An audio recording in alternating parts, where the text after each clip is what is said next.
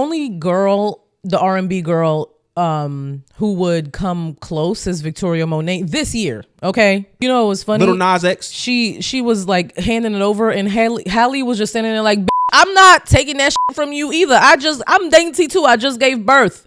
And then Lil Nas took a little too long because he was like, I'm a homosexual.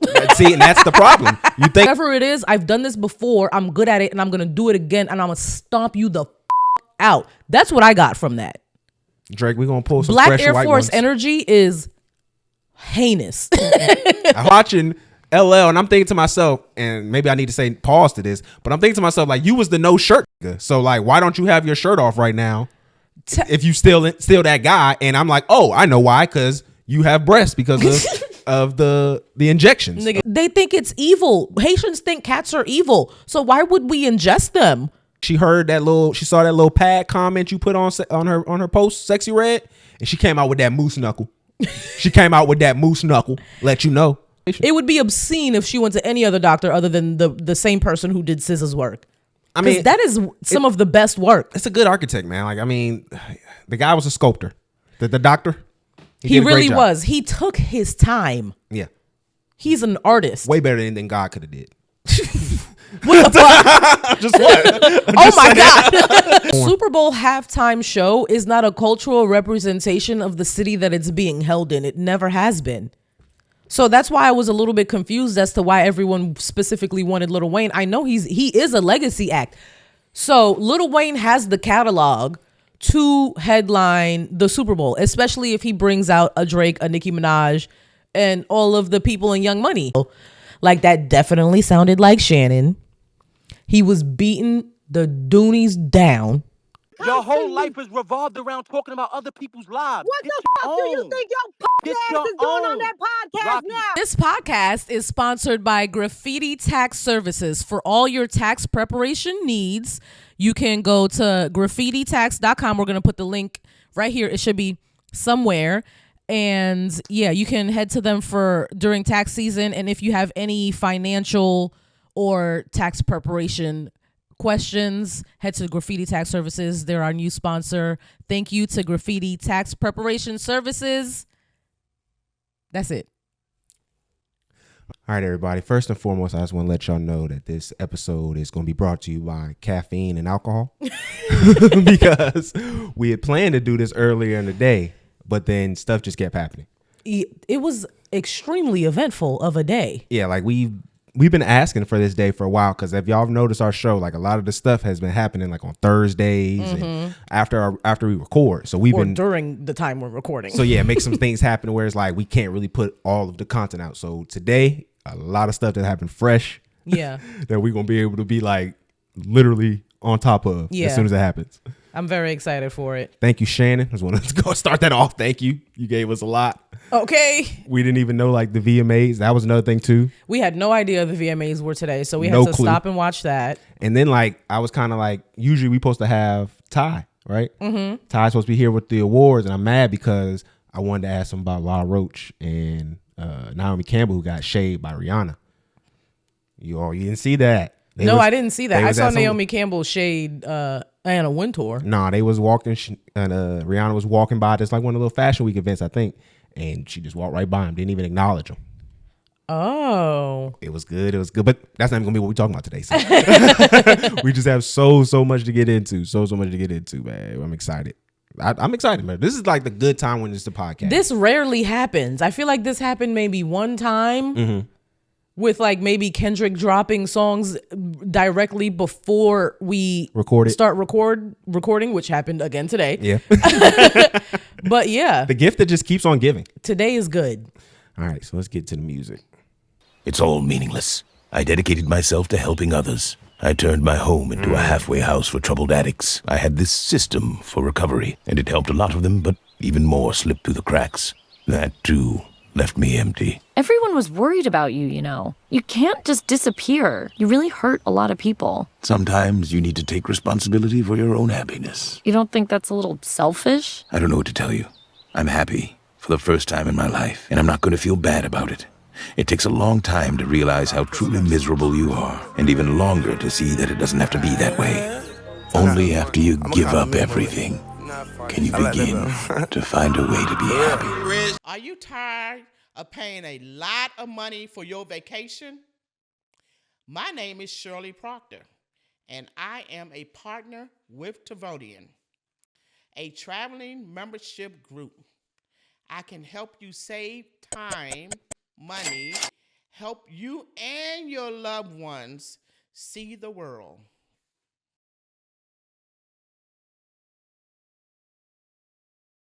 More into the show, but R.I.P. Rich Homie Quan, R.I.P. Frankie, R.I.P. James Earl Jones.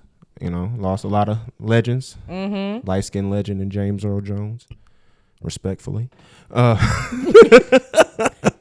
right, you're now listening to Talk FNF TV. I'm your host, Rhetoric, and I'm with my lovely and amazing and beautiful co-host, Miss Reality. Hi, guys. And we got a lot to get into today. We can't even play around with you. It's a long list, guys. Just buckle up. Let's get into it. This is gonna be one of those ones. So VMAs, like I said, we didn't even know this was happening. And this is like one of those experiences too, where I was like looking at the timeline and I saw someone's tweet I really don't care to know on my timeline. Yeah. And she's talking about the VMAs, and I was like, baby, do you know what VMAs is tonight? She was clueless. Absolutely. I had not one clue. We were literally about to record. We were about to go sit down and hit the record button, and then we saw the VMAs. So then we stood up for 3 hours, 4 hours. Yeah, 3-4 I hours. was like, 3 hours and watched the entire VMAs. And we got a lot of notes to get to. I mean, Megan was hosting, which I thought was legit. Like Roc Nation is y'all Roc Nation. They not taking their foot off of y'all necks. Roc Nation and their artists are going to be in your face, period. And we're going to get into a little bit more why that's some interesting choice. Also, too, it felt like the old VMAs. Like, it felt like back in the day, VMAs, like the pop stars were popping. Yeah, definitely. The music was a lot more lively. Performances. There were there were good performances all across the board. Yeah. Big money was being spent tonight. You know what I'm saying? But the pop girlies are back. Pop is back in full effect. Like, I'm not saying that it ever left, because people wouldn't hear that. Oh, we knew they were still, people were listening to it and making numbers, but it looks like now they're going to be a force in the industry. I feel like after the generation of like Lady Gaga, Katy Perry, there was like a lull in like, there wasn't like a it. That's where hip hop came up. Yeah, and there wasn't like a it pop girly, but now there's a bunch. There's Sabrina Carpenter, there's Camila Cabello, there's Chaperone, there's so many like new pop girlies now, and they're all talented in their own little like pockets and their own aesthetics, which is cool. No, it was dope. It was dope. But also the looks. Everybody they didn't come to play. No, I was about to say Paris Hilton still got it. Oh, like, I'm just saying, like, Paris Hilton still has it. It's pretty evident. She came to, I was like, girl, the coke did good on you, baby. Like, it got you. It's not that. Paris Hilton has the most expensive state-of-the-art biohacking spa in her home. Oh shit! So she like the other white nigga that's trying to stay 18. She has pieces of equipment that cost upwards of like $80,000 that she just lays in and gets different lights or whatever. Like, I don't know the science that goes behind it. That's good. That's good pasteurization. That's good pasteurized milk right there. Yeah, so that's what she's doing. That's what's keeping her looking good. That's not raw milk. Is science that's that we can't afford. Yeah, that's treated milk right there. Yeah. So I respect that. Put the Hilton fortune on it. And then she married someone who's ridiculously rich too. Yeah, there was no other option. Yeah, what? You're gonna bring in a commoner into this home? No, you're not gonna bear that seed, ma'am. But no, who else looked pretty good? I liked Sabrina Carpenter doing the Madonna look. Yeah, she had on a dress that Madonna wore back in the day in the 80s. We had a little tiff about it when we were talking about it, because I felt like it was a Marilyn Monroe inspired look. Yeah, it was definitely a Marilyn inspired look. But when Sabrina did it, it was a direct callback to Madonna, not Marilyn. But the whole thing in general was originally inspired by Marilyn. Yeah, so. I mean, if we're talking about Sabrina Carpenter, I think she's probably up next for like being the next like Marilyn Monroe figure, Taylor Swift figure. Like, I think she can even be bigger. I don't think, after seeing like video footage of Marilyn Monroe on the streets, like, I don't think people are gonna get to her status at all. But that's other reasons. But she definitely, like, she's an it girl. She's the next pop girly up next. Now, let's keep talking about who looked good really quickly. I love Taylor's red carpet look. It was good. I barely like Taylor's looks, but she looked really good. That felt very like earthy white girl.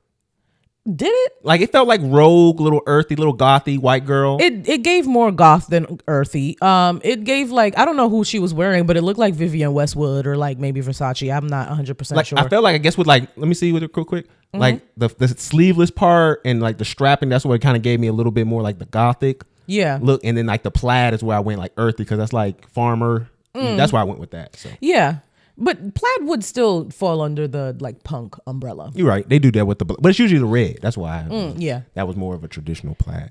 Who else? Meg looked good in the red carpet. On the red carpet, she looked amazing. I did not like the bob wig. I mean, her makeup and all that stuff was good. The bob was that we could have went without that, Meg. That's, I don't know, when a woman like gets tall like that, she feels like she's slightly too tall for that look. I feel like let me show you the red carpet dress specifically. I don't know if the only other thing that she could have done is like a slick back ponytail, maybe, but I don't know how that looks on Meg.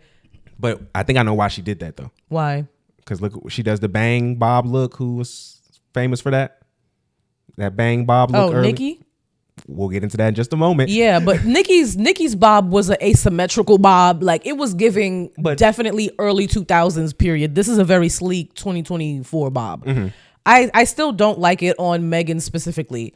I wanted to talk about how Meg, I think she's definitely found her look. I don't know if y'all remember, but Meg used to pop out in that cut crease all the time. And it was so harsh. And I don't know, it split up her face. But then I guess she got a new stylist and she got a new makeup artist, new hairstylist. And then she started doing like the very long, voluminous like curls.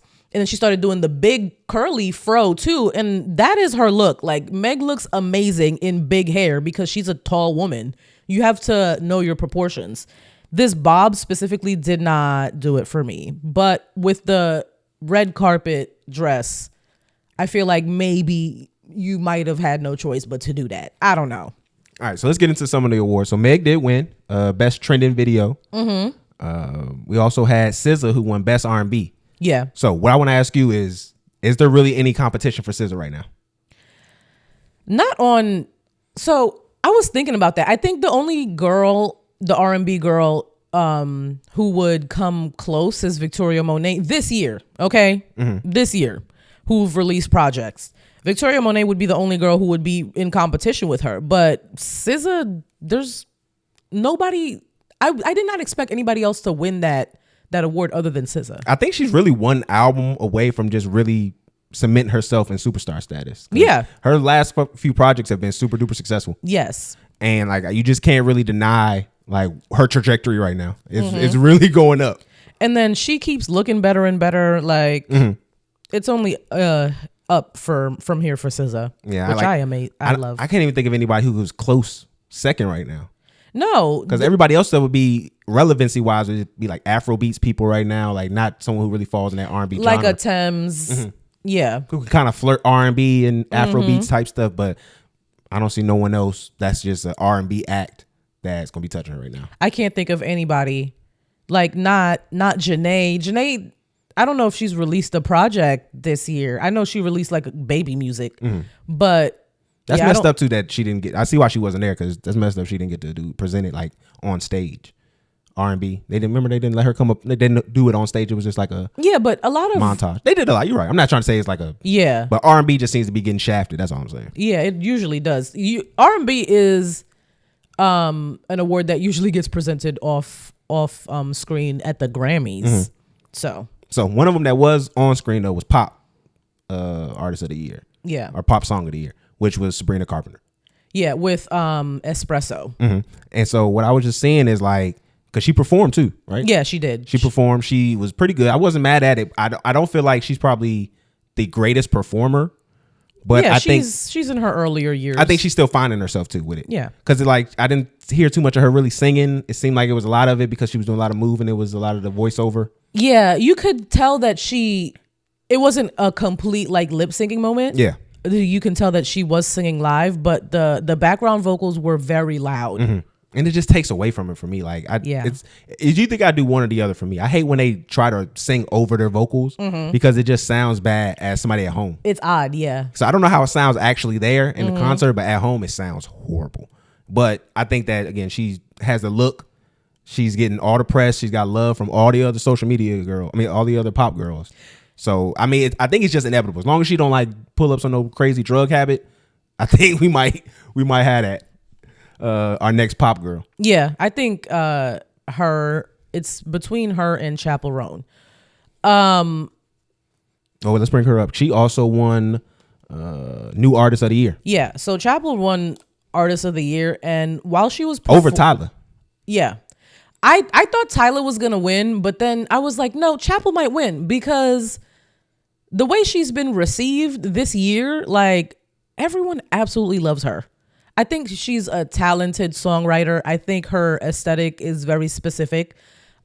She reminds me of Lady Gaga. Mm-hmm. When I was watching her performance, I was like, wow, I don't think I've ever seen anybody since Lady Gaga that I was like, this could be the next Gaga. Like she did the whole Jonah Arc aesthetic for her video, and I enjoyed that. It kind of like told a little story of it. And you know, it's funny where it's like that's just so like traditionally and like stereotypically like the feminist archetype to use, but the way that she did it and spun it felt fresh and original a little bit. Yeah, and then the outfit that she accepted the award in was like a knight's undergarment. It was gorgeous.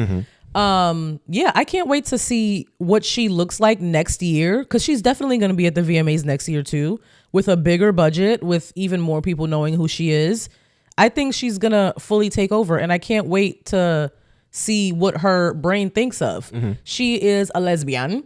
And she's a very like huge ally and supporter of the LGBTQ community. She had Sasha Colby, who is a drag queen. She's also trans. Bring her out. Like, she's very connected with the drag community. Yeah, she shouted them out in her speech. Love her. No, she did her thing with that. Then also we have K-pop is definitely a cheat code. Like Lisa? Yeah. The fact that you think that you can come out to America with just a one name being Lisa. Like, yo, you a bad chick. Like, and then her performance was dope. So let me tell you a little bit of something. A little something about K-pop. Usually K-pop idols train for like minimum of 5, usually average 7 to 10 years before they debut. Their contracts are however many times, 5-7 years in the group. And then if you stand out enough in the group to become solo after your contract is over, then they'll do that. But to get to that point that Lisa has gotten to was a decade of training and then another decade of being famous as fuck while being perfect in front of the Korean public and the entire world, and having them fall in love with you so much so that now you have a solo contract. She is a well-oiled machine of artistry. Yo, it's funny because I say it's a cheat code because when you listen to, especially the song that she performed, it's like the best parts of like every other pop song that's ever came out. Like she had like Christina Aguilera parts that sounded like, she had some runs that kind of sounded like Katy Perry and stuff. Like even her look a little bit was kind of like an homage to Katy Perry if you want to go with that. It kind of gave me Britney. No, it was more Britney. No, yeah, I can see that too. Yeah, they did that. They've shown Britney love too because they did the whole thing with Megan where she had the snake and she started. Meg had the snake. Yeah, so they did the whole. Somebody come get the snake. So they did they brought a lot of homages to the old VMAs. So that's why I felt like it just felt like that. Refreshing. Like it wasn't old stale shit. I like watching K-pop performances. They're so crisp and professional that like there's no way that you can't enjoy watching them do what they do. And then our girl Taylor, she cleaned up video of the year. Yeah, her and Post Malone. They usually do. They won the first award in the last one. Yeah, she won the first award in the last award. Yeah, open it and close it. Hey man, that's how you got to do it. Like at this point, Taylor is the industry. No, Big Taylor, you got to put respect on it. All right, so was there any other awards? Awards before we get into awards? No, there's no other awards that I wanted to get into. Okay, let's get into the performances because there were a lot. We're gonna touch on some. We're not gonna get into all of them. Yeah, not all of them. Just the ones like Camilla. She left a lot to be desired. Left a lot of meat on the plate. I did not like her outfit. I did not like the performance, and I did not like the song. But then also too, like the fact that like you were being promoted the whole time during the VMAs, you were on that commercial like 600 times. It was like a Bacardi commercial or something. You literally with the main alcohol sponsorship, and then you give us that. It was so flat. And then came out and gave us nothing. We were starving. Yeah, we said Lisa did her thing. She was dope. Lisa's amazing. No, she was amazing. Let's get into this Megan part. I just wanted to say it took the award shows a little while to embrace K-pop. If you are ever on Twitter, you know that them K-pop stands, they're rampant, like they're very passionate, and I'm surprised that it took, like last year I think they started inviting K-pop idols to perform at the American award shows. I don't know why it took y'all so long, but I'm glad y'all are finally doing it. Last part, bro, we did forget one award. Tyler did win Afrobeats award. Oh yeah, so what I wanted to ask the question is because she went on stage. And in her acceptance speech, she made a concerted effort to shout out all the Afrobeats people who were nominated, but then said, hey, Afrobeats isn't the only music that comes out of Africa. It's not one umbrella, like all African music is in Afrobeats, she said. Yeah. And she was basically, I feel like she was saying and communicating to the world that she is in Afrobeats. So would you feel like that? Because I don't want to like get into it too much because I'm not sure what all of the genres of African music are. I would say that maybe Tyla leans towards amapiano a little bit more because of like the drums and bass and the beat of the music that she usually makes. And the producers that she works with are usually amapiano producers. So she probably got up there and was like, I don't make Afrobeats, I make amapiano, which is a completely different genre of music. And then there are Congolese music sounds completely different. It's more like string heavy. There's different sectors of African music. So yeah, she was like, y'all, this is progress, us having our own like category. But I just want y'all to know that like it's not an umbrella and there's lots of variety, and Africa's a big ass continent. And oh my goodness, I love Tyler so much. She is such a doll. When she got up there, she said, guys, I can't hold the award. It is so heavy. Yeah, she's like, you know how I am with awards, because she's done that she did that at the last award show too. I was just like, oh my goodness. You know, somebody funny? Take that from her, please. You know, it was funny. Little Nas X. She was like handing it over, and Hailey was just standing there like, bitch, I'm not taking that shit from you either. I'm dainty too. I just gave birth. And then Lil Nas took a little too long because he was like, I'm a homosexual. See, and that's the problem. You think just because you take it mean you can't be a gentleman. Just because you gay don't mean you cannot not be a gentleman. Like that should have been the first thing you did, Lil Nas X. It took him a little while to realize that he's the one that should be grabbing that. And you glad that shit that I saw about you was old. But then Chapel, you know, because when she was accepting her award, she had her notes in her diary, and she put her award on the ground instead of trying to pass it to somebody. I was like, ooh. I like that. Lil Nas X, you disappoint me, man. I went out on a limb with you a while ago about your career. You make me look stupid. I'm just gonna say that. Making me look like an asshole. Yeah, tighten up. Your music takes are usually I'll be somewhere in the good realm of things. Shaky ground. So I was expecting your political takes and your like social media and like pop culture takes on point, but music, whatever. All right, so we got to get into, I think it's probably what the biggest performance like outside of like the two legacy acts. Megan. Okay, so Megan went out. She did her thing. She did. And Megan's been working out. She looked good. The voice control is there. The dancing is there. The body is there. I want to say this though, before we get into what she did on stage. I want to say this. So the last 2 years, the VMAs have been hosted by Nicki Minaj. I did not realize that the last 2 VMAs has been hosted by her. I remember last year was hosted by her. And the year before that. Yeah, so, and I didn't enjoy her hosting last year, by the way. Oh, I mean, one of the years we liked it. Last year we did like it because we have it on tape where we talked about, remember, she was going crazy. She was shitting on all the girls. It was before the album came out. Well, was it the year before? I didn't like probably we didn't have the podcast then. Okay. We didn't do the podcast then. But last year you and I we had our video. We was champion because she was shitting on all the rap girlies. She was being messy as fuck. And Megan came back. And I think this is strategic because, like I said, she came with that bob. A somewhat look she like, performed his. Yeah, and she performed his. But I said she kind of looked like Nicki with the bob and stuff. Oh, yeah. With the kind of look that she came with to start off. This is obvious shit. She did the snake shit with the anaconda, which is Nicki's song. Going into his song, like...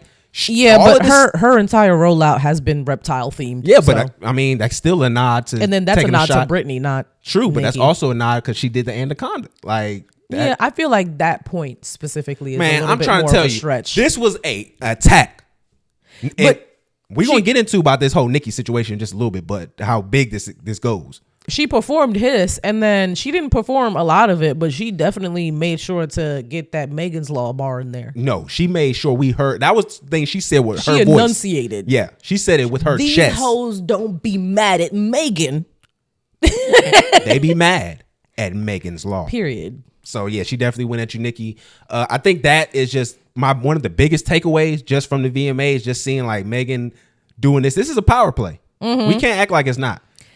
She is vying, like she is vying for that top spot of being the #1 rap girl. And I think at this point right now, it's pretty evident, like it's hers to take. Yeah. Like Nicki, either hers or Glorilla's. Nicki still has a fan base. Nicki is still dominating and doing her thing, but I think just due to a lot of the financial issues, the fact that a lot of people are dumping money into Megan, she has a lot of money. It's really clear that the stuff that Nicki Minaj is saying, and we'll get into it in our later topics, but it just shows, like when you look at this whole VMAs and just see like the little things, the nods, the little attack she was doing here and there, like it was just so evident that I'm coming for you, and it's up. And it's up and it's stuck. This beef doesn't seem to be done. Meg was just, I don't remember which, I think it was a Rolling Stone article, but she just did an interview where she talked about the fact that she don't know what the fuck Nicki Minaj's problem was and still does not know to this day. She was like, I don't know what the beef was. I mean, maybe telling a 40-year-old woman that she's going to keep her first child that she was pregnant with could probably rub her the wrong way, but you never know. As a young girl, I feel like your instinct is to be like, kill the baby. I don't know. I know that's my instinct, and I'm almost 30 years old. I be forgetting that we are old enough to take care of children. I be like, oh my God, what are you gonna do? Should you kill it? Oh shit, you're married. Like that's just a sick thing to just say, like off rip too, young. Like that's freaking nuts. That's just naturally where my mind goes. All right, so then they did the Vanguard Award. Yes. The Video Vanguard Award, and man, my girl, Katy Perry. This man is in love with Katy Perry. I've never told you that. Yeah, she learned for the first day that I actually have, like, Katy Perry is like kind of like my out of my top 5 of white women, but I have a on the low ups. She's just so pop to me. Like when I see her, I just feel pop music. Like all of her songs, like she see me singing them. Like I was going crazy. He stood up during Katie's performance, and then he did one of these. I had to get into it. I was feeling it. He was singing Firework. I was like, I am dry. No, I had to get into that. And I think another thing that made her upset too, because when we go out and stuff, I'm not really like a dancing kind of guy. No, he never dances to anything. And she saw me like kick a step or two to Katy Perry. Like, I don't like that. You can't dance to Haitian music. You don't even try to dance to Caribbean music at all, but this white woman make you move. It's safer music. I feel disrespected. If white people can dance to it, I feel comfortable dancing to it. I feel disrespected. So that's why I don't have an issue with that. I get it all, bro. Katy Perry is like one of my favorite pop girlies. Like I don't really talk about it a lot. I don't bring it up a lot, but when her music comes on, I get happy. I just feel like it's gay that you have a favorite top pop girly. Bro, when I was a kid, is that toxic? When I was a young man, she don't have a favorite pop girly. Fair. When I was a young man, she told me she kissed a girl and she liked it. That was very salacious. I was aroused. That was salacious. I was like, lesbianism. People don't realize, like, no, that was really like an issue. Like, just think about, like, that was really like a conflict at the time. People were upset about that song being on the radio. Now we're my pussy pink and my booty hole's brown. Literally, Cardi said, "Come down my throat." Like we've gone to a whole. She said she eat it while it's a gummy or whatever, right? Yeah. She eat it. What she say? She eat what dick? I don't know which bar you're. She was talking about she eat it. I don't know which bar you're referring to. No, she was talking about one where she said she eat it while it's gummy, or she called it. I forgot what she called the dick though. She called it something. Mm-hmm. But I'm just saying that's just how far we've kind of gone here. Like we've definitely strayed very far from God. But Katy Perry did an amazing performance, man. Like she did. She brought out Doechii for her first, which was dope. Her first song. I did not know her and Doechii had a song together. It's a sample of Gypsy Woman, which is one of my favorite songs ever. We have to do our like songs that should be played at our funeral list. We have to do that soon. That's gonna be on the list. But Gypsy Woman It's a sample to Gypsy Woman.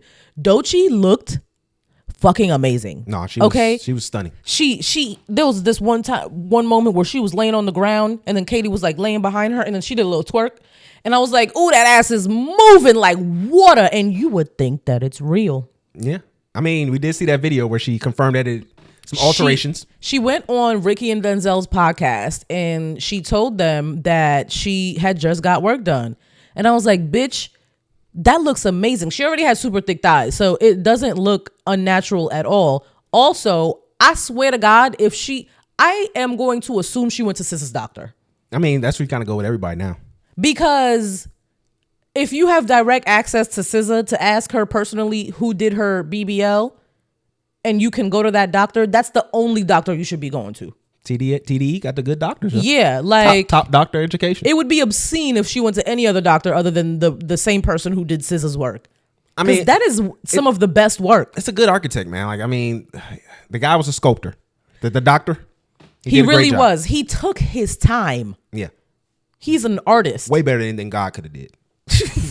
What the fuck? Oh my God. I'm just saying, like, he got God wiped down. I physically did not know how to react to that. I'm just saying. And then Katie, she gave an amazing speech after she got her award. Mm-hmm. I'm just like, anytime someone gets an award right after they perform, I'm always like, yo, you're fucking dope. Because, like, I would be exhausted. I wouldn't have nothing to say. I would be like, yo, get me off this stage. But no, like, just to be the queen of pop for my generation, I just greatly appreciate Katy Perry. I'm sorry, my wife, that you had to learn that your husband had this odd obsession with this white woman, but you know who else? I learned my husband has an odd obsession. You knew about this though. Lenny Kravitz. That's my man's. That's my no homo. That's my man crush. Homo. That's not homo. Homo. My boy went crazy on stage. Homo. Like my boy went crazy. That nigga was on wearing stage. a sparkly top that you could see his nipples through, and he talk about no homo. That's my man crush. No, very homo. No, that nigga was up there had the glasses going crazy. Had the frilly feathers. Like he had the feather boa. He was very Lenny Kravitz out. Definitely. Like he showed Lil Wayne how you supposed to rock the unmet dreads. Like it was dirty, but it was a dirty-ish look. But it also looked clean. You know what I'm saying? It was a rough look. Oh my God. I don't like when people call locks dirty at all. I think it's just a slippery slope. Wayne's dreads though. Okay. Dumb shit. Compared to dumb Lenny? Shit. They're not even just dirty. They're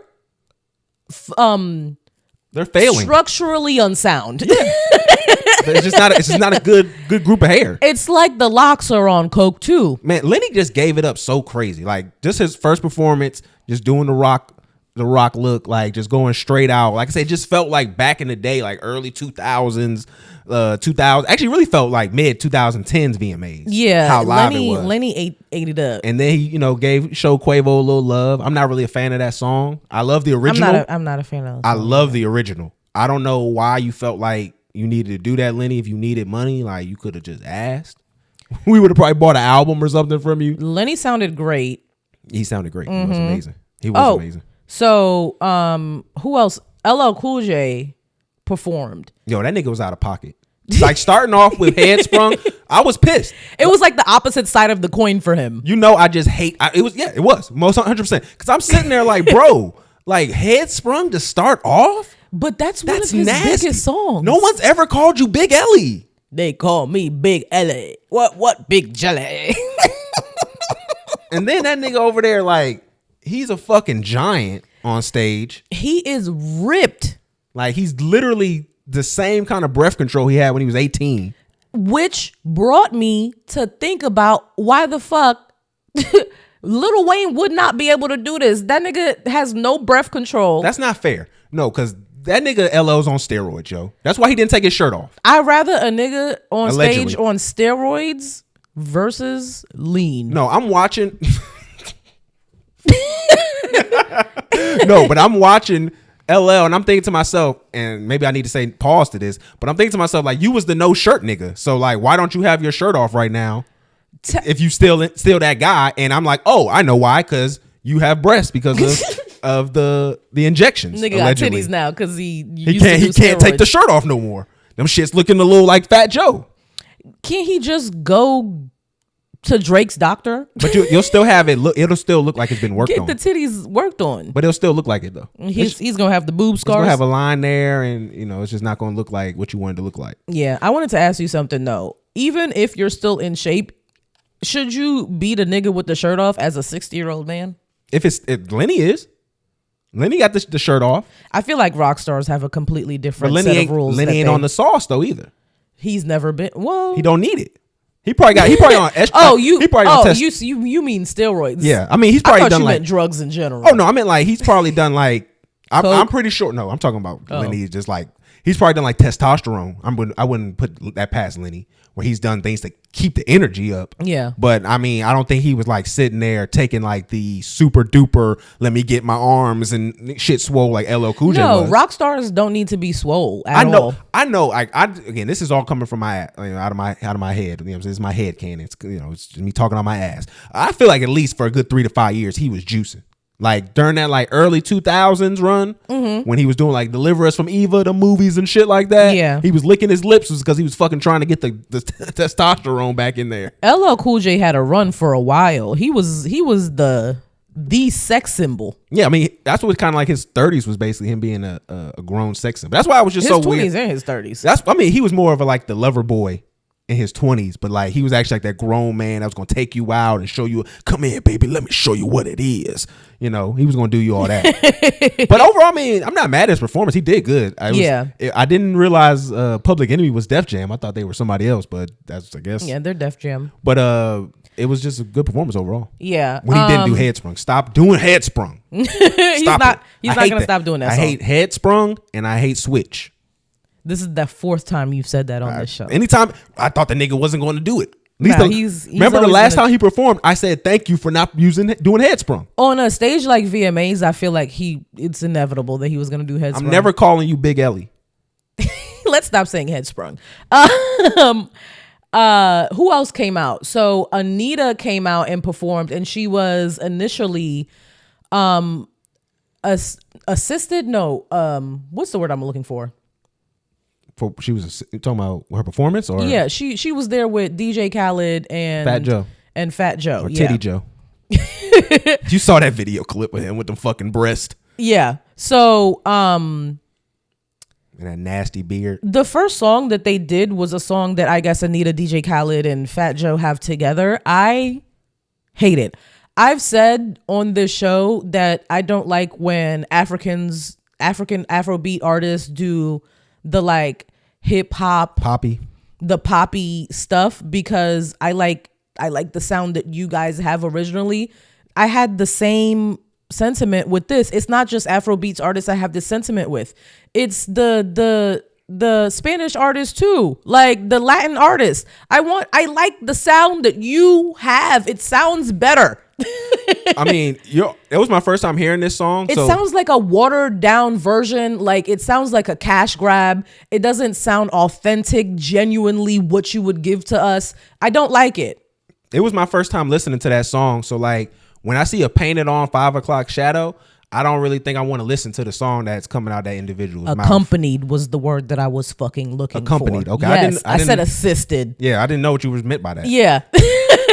But no, Fat Joe, bro. Like if you can't grow it yourself, dog, please stop painting on that shit. Just give us the round shiny ball. If you wasn't afraid to show your titties, you shouldn't be afraid to walk outside without a beard. Yeah. Like, it shouldn't be that much of a problem. Yeah, not at all. But I think speaking of titties, I think we have one more performance to talk about too. Speaking of titties, Glorilla had a wardrobe malfunction. That's who I wanted to get into, Glorilla. So she looked great. I think on the stage of the VMAs, this is the best I've ever seen her look on stage with the coat and everything. I love the look.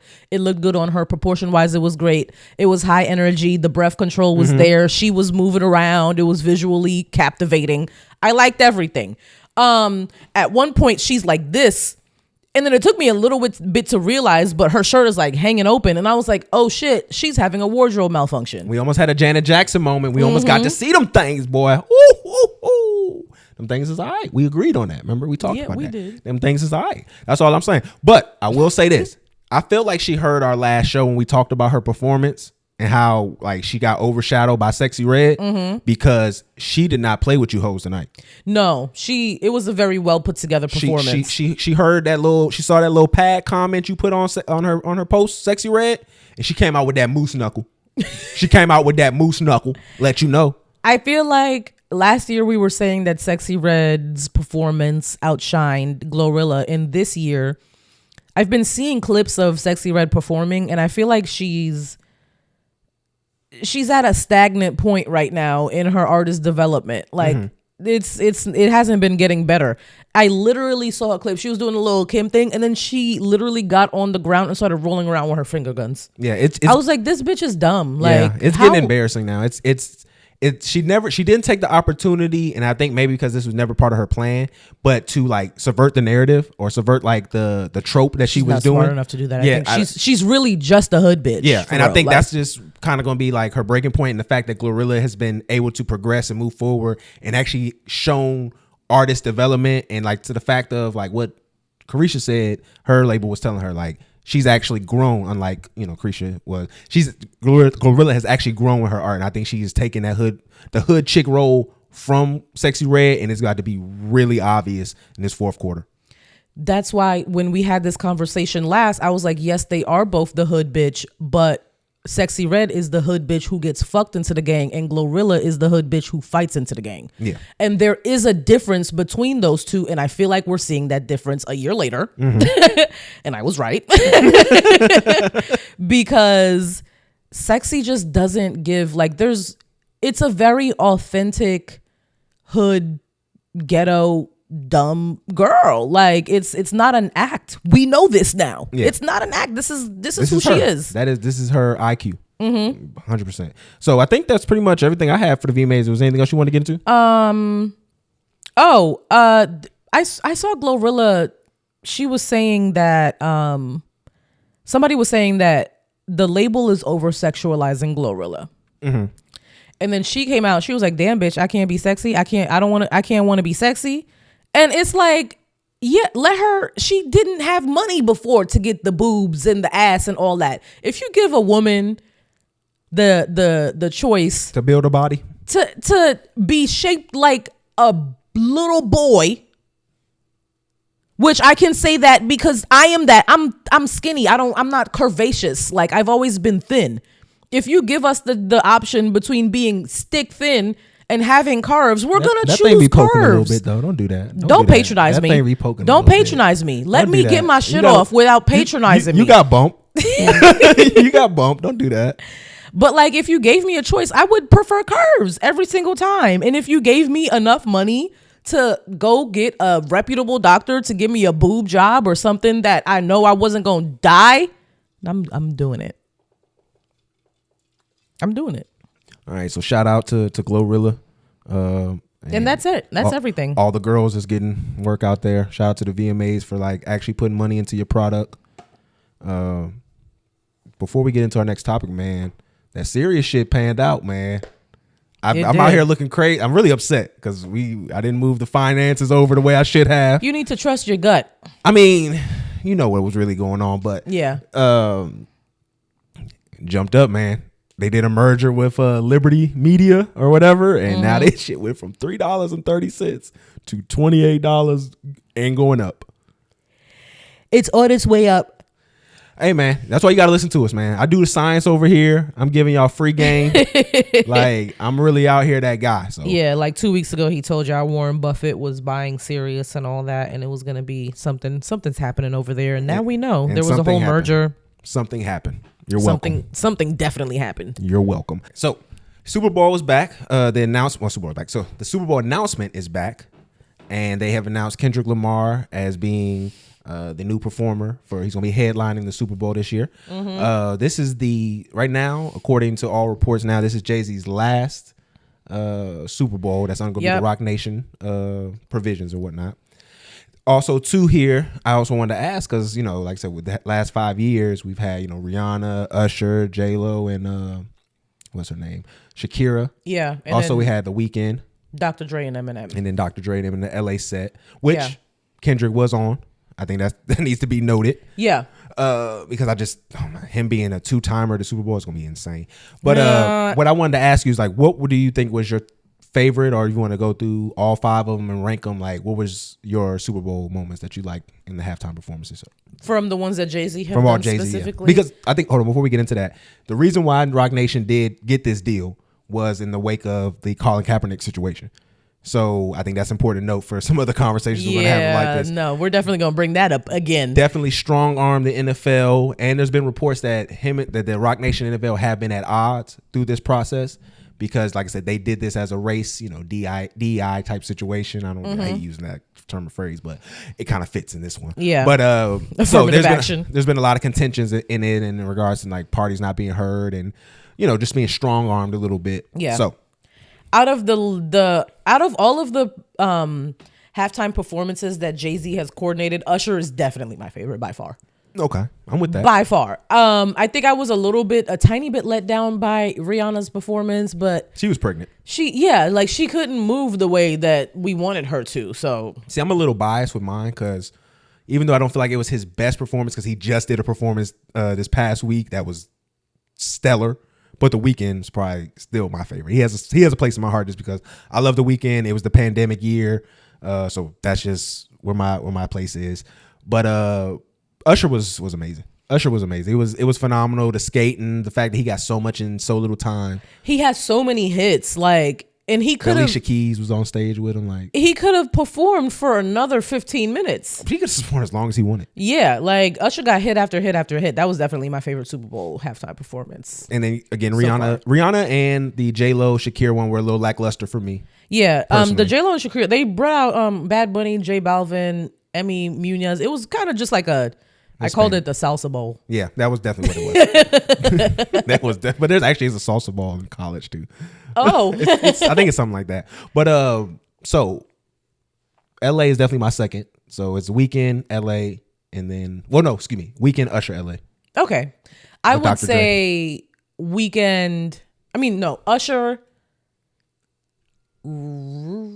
Probably Dre for you. No, Dre. Yeah, Dre next, definitely, and then Rihanna. Okay.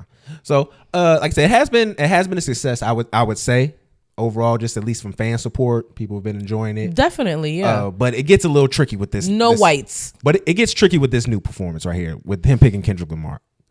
Let's just ask this the question that just needs to be asked. Do you feel like he is a Super Bowl headlining act on his own? I don't know if he is yet. Because Super Bowl acts are usually legacy acts, and I don't think Kendrick is a legacy act yet. I think he's still in the uptick.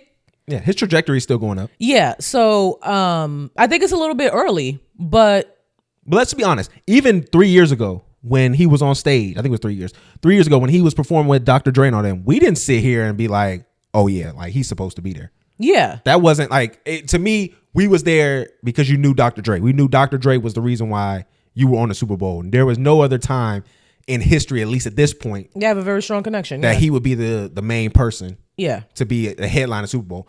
And we have to be honest with this too. It's because of Not Like Us.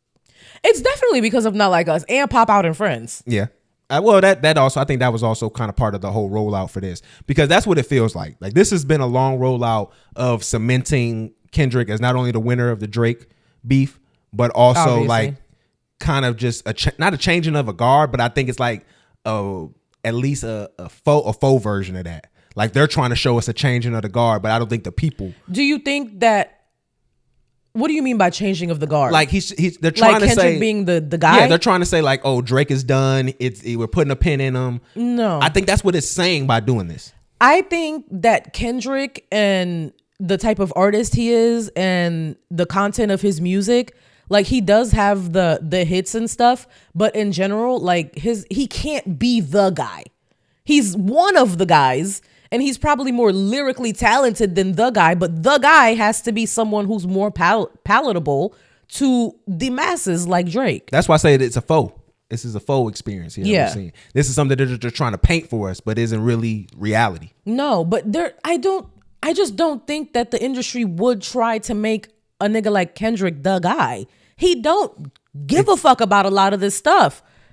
Like he's not outside. He's not rubbing elbows with people that much. But he's really doing what they need him to do though. I think honestly in this day and age that might be the perfect pawn because you already just see now they did the announcement earlier this week. He done dropped a single today. He did. Untitled. Going at Ak and Drake pretty much in there. There are a couple bars in there that you could assume are about Ak or about Drake or. And I'm just gonna say this felt like a Drake-ish record, like not the way that it sound in per se, but like the layers of it's just a beat, you rapping over the beat and you talking about what's going on. That's fucking hip hop. No, I mean just you Drake, sound crazy as fuck. Drake would talk about what's going on in his situation. And he would do it in a very. I mean, it's still that's literally rap. And I'm saying that he's still pulling out. This is pulling from one of Drake's cards. No, right? this is when what have we ever seen do. When have we ever seen Kendrick put out music where it's just a beat and him just rapping on one beat? You don't listen to Kendrick's I'm music. asking you a question. Untitled, Unmastered was a bunch of that. It was just him going one verse. Yes, I'm listening not to one verse. That's what I'm saying. This was just one verse. But there are definitely Kendrick songs where he doesn't have hooks. That's what I'm saying. This is just a hook and verse type of situation. That's the only reason I'm giving some kind of credence to he's kind of mirroring Drake. Kendrick has that definitely felt like a Kendrick has so many songs where he's just spitting the whole time. Yeah, but that felt like a timestamp record. And then you can say that that's more of a Wayne thing. I would say than a Drake thing. Wayne did it with other people's beats. This was like something that's probably not going to be a single. You know what I'm saying? Like say he covered artists with black Air Force Ones. But that's Kendrick. That's Kendrick's bag. I'm not saying it's not. When we first started listening to it, I was like, oh, this is very Kendrick. That's what I got from it. I was like, this is very authentically Kendrick. And that's what I was trying to, and my point was not that this didn't sound like Drake would do. This is just a similar path than what he kind of does when he's winning a race or when he's on top of an opponent. He'll do where these drops and these singles around big moments to kind of flex on his competition. Mm-hmm. That's what I meant by that. Okay. But also too here, we got to talk about the hypocrisy a little bit with this promo in front of the American flag. This is our Black Messiah. Hold on. I just wanted to talk about the Black Air Forces. That was hilarious. He put beat up Black Air Forces as the cover. Not only am I not new to this, I'm true to this. I've done crime before of this caliber successfully, and I will do it again. That's what he meant by that. Whatever it is, I've done this before. I'm good at it, and I'm going to do it again, and I'm going to stomp you the fuck out. That's what I got from that. Drake, we're going to pull some Black fresh Air white Force ones. energy is heinous. I hope Drake post a picture with him some white forces on. Some G was it G Fabos? That's what they call it? Nah, he got to post like Gucci flip flops. No, you got to correct me. Hold on. What do they call it now? G Fazos? I actually don't know. That's what the kids was calling them, I think. Air Forces? Yeah. Because we used to call them Fosses when we was kids. That's some Maryland ass shit. No, that was down here. Oh, okay. That's some South ass shit. I just know that's not a New York thing. Y'all call them uptowns, right? Yeah, we called them uptowns. Mm-hmm. Yeah, I didn't know that Air Forces were called anything other than I know Air Forces Chicago and people uptowns. was calling them G Fazos because he was trying to make them, he was trying to make them part of his brand. So that's what they call him that. But no, we got to stay on this topic right quick. Yeah. So I said this is a little hypocrisy because he's in front of an American flag taking this. He trying to act like they're saying there's no round twos, but then the whole promo is around, his beef with Drake. Yeah, the Super Bowl promo. And I have found a video. Hold on, let me pull it up. I found a video where somebody was kind of breaking it down a little bit. I didn't see the Super Bowl promo. All right, so here it is right here where they saw 5 things that people didn't catch. So 5 things you might have missed in Kendrick Lamar's Super Bowl announcement. Most people caught that Kendrick performing at the Super Bowl was the ultimate response to first-person shooter. Most also caught that Kendrick addresses recent speculation that Drake has been preparing for a rematch. You're not backing off? We will win game 2. You know it's only one opportunity to win a championship. No round twos. But what you might have missed is that this set seems inspired by the iconic scene from the classic film Patton, where the decorated war general gives one of the most famous speeches in history. Americans love a winner and will not tolerate a loser. Americans play to win all the time. This speech aligns perfectly with Kendrick's angle that Drake is a foreigner and a subtle rebuttal to Drake's claim that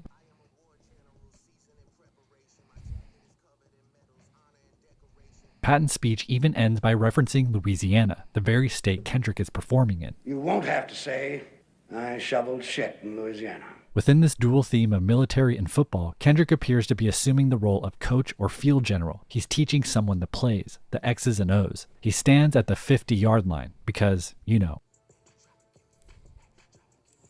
And he launches a total of 6 shots for the 6th god. He then ends by saying, You gotta make sure you catch him with the hands open like that.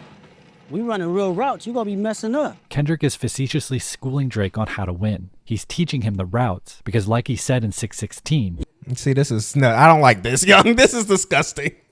I'm gonna teach you how to win. No, this is not believe it. it or not, there's even more layers in the ad, like why Kendrick says, Wear your best dress too, even if you're watching from home. I dissect this and much more in the full breakdown Which Drake will episode. be Oh, doing. yeah, you're not getting to get that shit off. Just dissect. I'm not gonna let you throw an ad on our show. But no, it was just very clear that this is part of the round 2. You can't say there's no round 2. You know this war goes on forever. I don't think it's a round 2. I think it's a victory lap. I think it's a That's what the pop-out show was. I think it's a bragging rights. This is what the pop-out show was, man. All right, so let's just be honest. It was definitely pop-out was definitely rubbing it in Drake's face. But then I feel like the Super Bowl is him like running around with the trophy like, wow, you know? See, okay. The only way I'm going to feel like this is him with any level of autonomy, and it is so funny the way I feel like this because it kind of goes not hand in hand. It's not hand in hand with my idea around this. I don't feel like he wants to perform, not like us. Like I don't feel like he wants to go up in there and shade Drake or anyway, Again. call him, do all that extra shit. I also feel like he knows he has to perform it. But I also feel like they're not going to let him get off the pedophile stuff. They're definitely going to have to bleep that out. But do you feel like, I might ask you this question, because this is what I had. Do you feel like he has to perform that outright? He has to perform it, yes. Outright? Does he have to? That's the reason you're here. And that's what I feel like. But people are saying if he doesn't say at least certified lover boy, certified pedophile, then we've lost the plot. He's going to say certified lover boy, certified. Like he's going to bleep it out, but I think he's going to perform it. Are we going to get A minor then? Yeah. Because I feel like we have to get the wop, wop, wop. Yeah, we're going to get A minor because that's a chord. That's not, like I know how the bar is set up, but that's a chord. That's not a word that you need to bleep out by the FCC. The FCC is going to make them bleep out pedophile, probably. My thing is this. Not A minor. My thing is this, and I agree with what Maul said this too as well. If they allow him to completely disrespect Drake on that stage, this is a coordinated attack.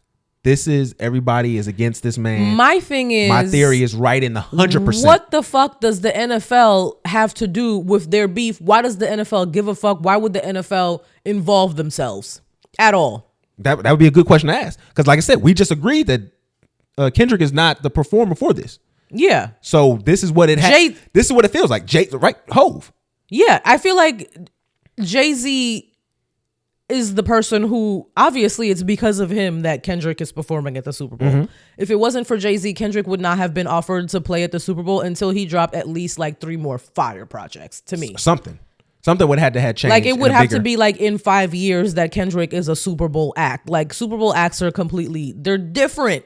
They're of a different caliber. So we have to kind of get into the real reason that we feel like a lot of people anyway feel like Jay-Z selected or had a hand in select. And all of y'all pulling out that little post talking about, the whole city selects. Learn how to read, yo. Learn how to read between the lines. They tell you they give them a short list.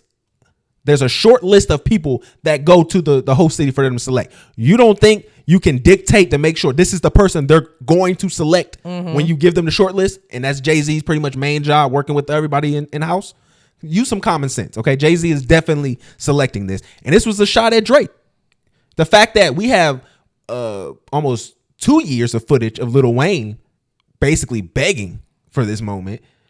And we'll get into Wayne. Yeah, I mean, that's what I'm leading into. Okay. You got 2 years of Wayne just begging for this moment. You know this is a shot at Drake, and this goes back from their history. This actually goes even further than the Drake history. This slick starts at Baby and Neptunes not getting paid for a beat and turning into this big beef right now that is definitely YMC Cash Money versus Roc Nation. I didn't know that it went back that far. Oh, no, at all. for sure. That's where all this shit started. And you know Pharrell is cool with Jay-Z. Yeah. Because I was just stunting. And Kendrick literally like mentioned that too. Like, yeah, that's part of all this. Disrespected Pharrell. Yeah, this is all part of this. Yeah. So when we go back to just seeing like the title deal with Hove and Drake, that plays a big part in this, because if you don't know, Drake wanted Hove wanted Drake to be a part of the deal to help, he was gonna give him a percent, help get the leverage and push title, and he selected to go with the Apple contract. So that's why that's a white man. Well, that, and also it was $20 million. Yeah, but like, that's a white man. But no, it comes full circle now, because now this is sponsored by Pepsi and Apple. So now Jay-Z is like, now I got the people you betrayed me with to work the shit on you. So like I said, this works out to be that's definitely a great Uno reverse card. And that's why like everybody's reacting the way that they are. Like nobody's saying, like, I guess some people are feeling like it was owed to Lil Wayne because it was his home city. Let me really quick. Mo said that Drake turned down the Super Bowl multiple times. 4 times. Do you think it's because they haven't offered it to Wayne? No, I think it's because he is a Coca-Cola guy. He's with Sprite, remember? He did the Sprite commercials, and generally Pepsi is the one who promotes. Are they not the same like company? No. Pepsi and Coca-Cola, no. They're ops. Okay. So I think that's been one reason, because like I said, Pepsi. No, I thought you meant Sprite and Coca-Cola. Sprite is Coca-Cola. That's why I said he wouldn't work with Pepsi. Oh, okay. I think that's one of the reasons why, because he's been very aligned with the Pepsi people. Excuse me, very aligned with the Coke people, and Pepsi generally has run the Super Bowl show. So I think that's one reason why. Okay, but everyone's been saying that Wayne should have been the person to perform at the Super Bowl. That's because they keep going back to the LA show, and they keep saying, "Hey, this is supposed to be a hometown thing," and literally has never been the case. Like, this never been the case ever. Fucking when Shakira and Jennifer Lopez performed, where the fuck Shakira is from Colombia. Neither one of them women are from Miami. Like, they're just Hispanic. Come on now. So I think that's what people kind of got that mixed up with, and there was never a prerequisite. This was never like the precedent for selecting somebody to perform. The Super Bowl halftime show is not a cultural representation of the city that it's being held in. It never has been. So that's why I was a little bit confused as to why everyone specifically wanted Lil Wayne. I know he is a legacy act. So Lil Wayne has the catalog to headline the Super Bowl, especially if he brings out a Drake, a Nicki Minaj, and all of the people in Young Money. Yes, he has the catalog, but I don't think he has the physical willpower. That was one thing I was going to bring up. To provide us with a Super Bowl, like the caliber of show that he needs to provide us for the Super Bowl, that nigga will be out of breath. I've never been to a live Lil Wayne show. I went and I looked up so many clips of Lil Wayne live. You can barely understand what the fuck he be saying. That nigga be on there. He forget his lyrics. Off a bean. Oh no, he's definitely up there geeked up to his fucking geeked out of his mind. Like, that's not somebody that you want to represent hip hop on a world stage and all. And he's historically never been like professional. There's been a history of him being not being really unprofessional. Also too, like, I know a lot of people were saying like, oh, like I heard this going around in the spaces where like, oh, just because he's had bad performances here and here, you think that he's going to have a bad performance here. That's not logical. And I'm like, yes, it is. If I see you do something 10 times bad, I can assume the 11th time might be bad as well. This is just the quality of the product that you put out. It's not great. We're here because you're Lil Wayne. What people tend to forget is if giving a trash performance got you selected to things, it doesn't really give you much motivation to make things better. No. Like if I've been giving this effort and it got me to the Super Bowl, I can see why. Then you got the Grammy story that came out saying how, he was coming to the practice rehearsals and then he just came out of nowhere when they wasn't expecting him. I heard he slapped one of Beyonce's dancers. Allegedly. Well, allegedly. Put that on there. But no. I be on the show lying, but like I heard that was a thing. But I just feel like even though I'm a big Wayne fan, like Wayne was my guy coming up, like I can't lie about it. I don't know if he resonates the same way with the entire country. That's what I was about to say too. I think Wayne for us culturally resonates a lot, but outside of us, and that's not saying that. What tracks does Wayne have that will resonate with like a bunch of fucking white people? I think that the problem is because Wayne has a white audience. I don't think that goes without saying. I think that there are levels to being accepted by white people, and I think he falls into like a type of genre that they feel like they grow out of after a certain point. So it's nothing wrong with Lil Wayne when he comes into the mix while we out partying, drinking in the backyard. But when we actually get to a big circle and a big standpoint, and then also like just talk about the race issues, how he's handled it over the years. He's just not somebody I want to go to bat for. He has publicly supported Trump. Well, he got him out of. He bonded him out. So he literally, no, it don't matter because ASAP Rocky said fucking nothing to that man after he got him out of Sweden jail. I mean, that's a way that you could have played it, but he didn't get him out of Sweden jail either, though. That was Trump's story. Yeah, whatever. But what was I about to say? No, we were saying that he was cool with Trump. I was saying he said some unsavory things. He said some unsavory things about the Black Lives Matter movement. It was very selfish. And then he also over and over again has made colorist statements. His own daughter came out and was like, please, I'm dark skinned.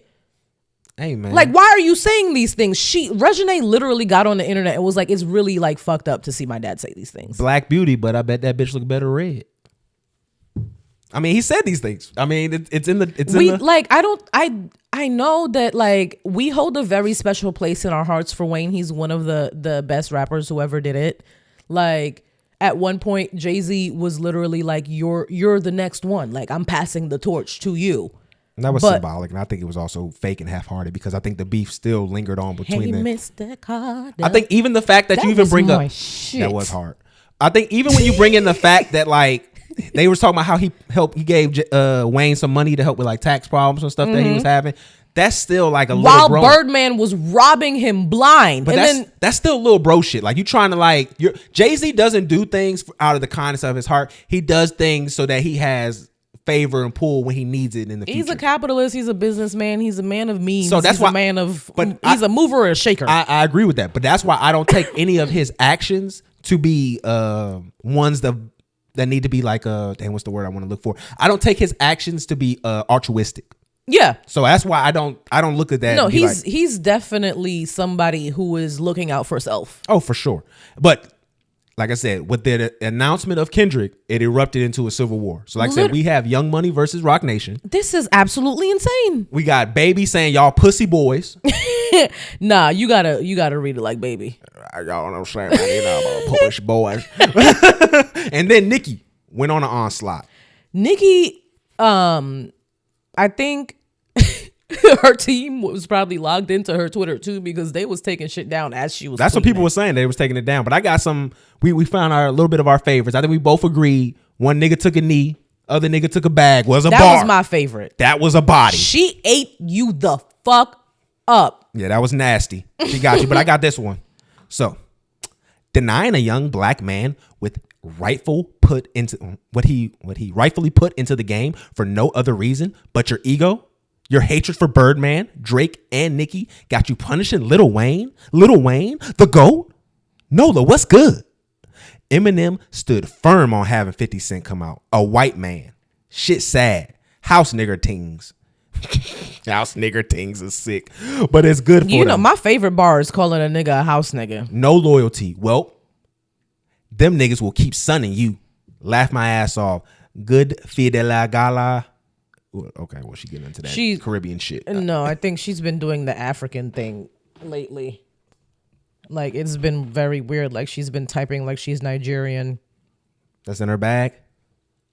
I mean, like I said, I rock with that one. I wasn't mad at that. I felt like that. Like, no, this was Caribbean. Good ass Fidel. Yeah, you are good ass Fidel. Give me my phone back. I knew I was. Well, I literally. I know see nigga when I see it. What? I can't say that. And if I called you chain nigga, I'd be fucked up. No, you can call me chain. I prefer land nigga. No, chain nigga. Chain nigga is disgusting. Because you were in chains too. Like, okay, but we broke them in 1804. Period. And y'all are still technically in chains. Well, we got some the Haitian prison stuff. Industrial system. We got the Haitian conversation coming up a little bit later. You can get your shit off in just a moment. Second hour. But I wasn't mad at this, yo. Nicki, like I said, Nicki's woke this shit up. Niggas was picking sides. But I think we kind of agree that Wayne probably shouldn't be. No, not at all. And then I feel like a lot of you niggas is online talking about how Wayne should be this.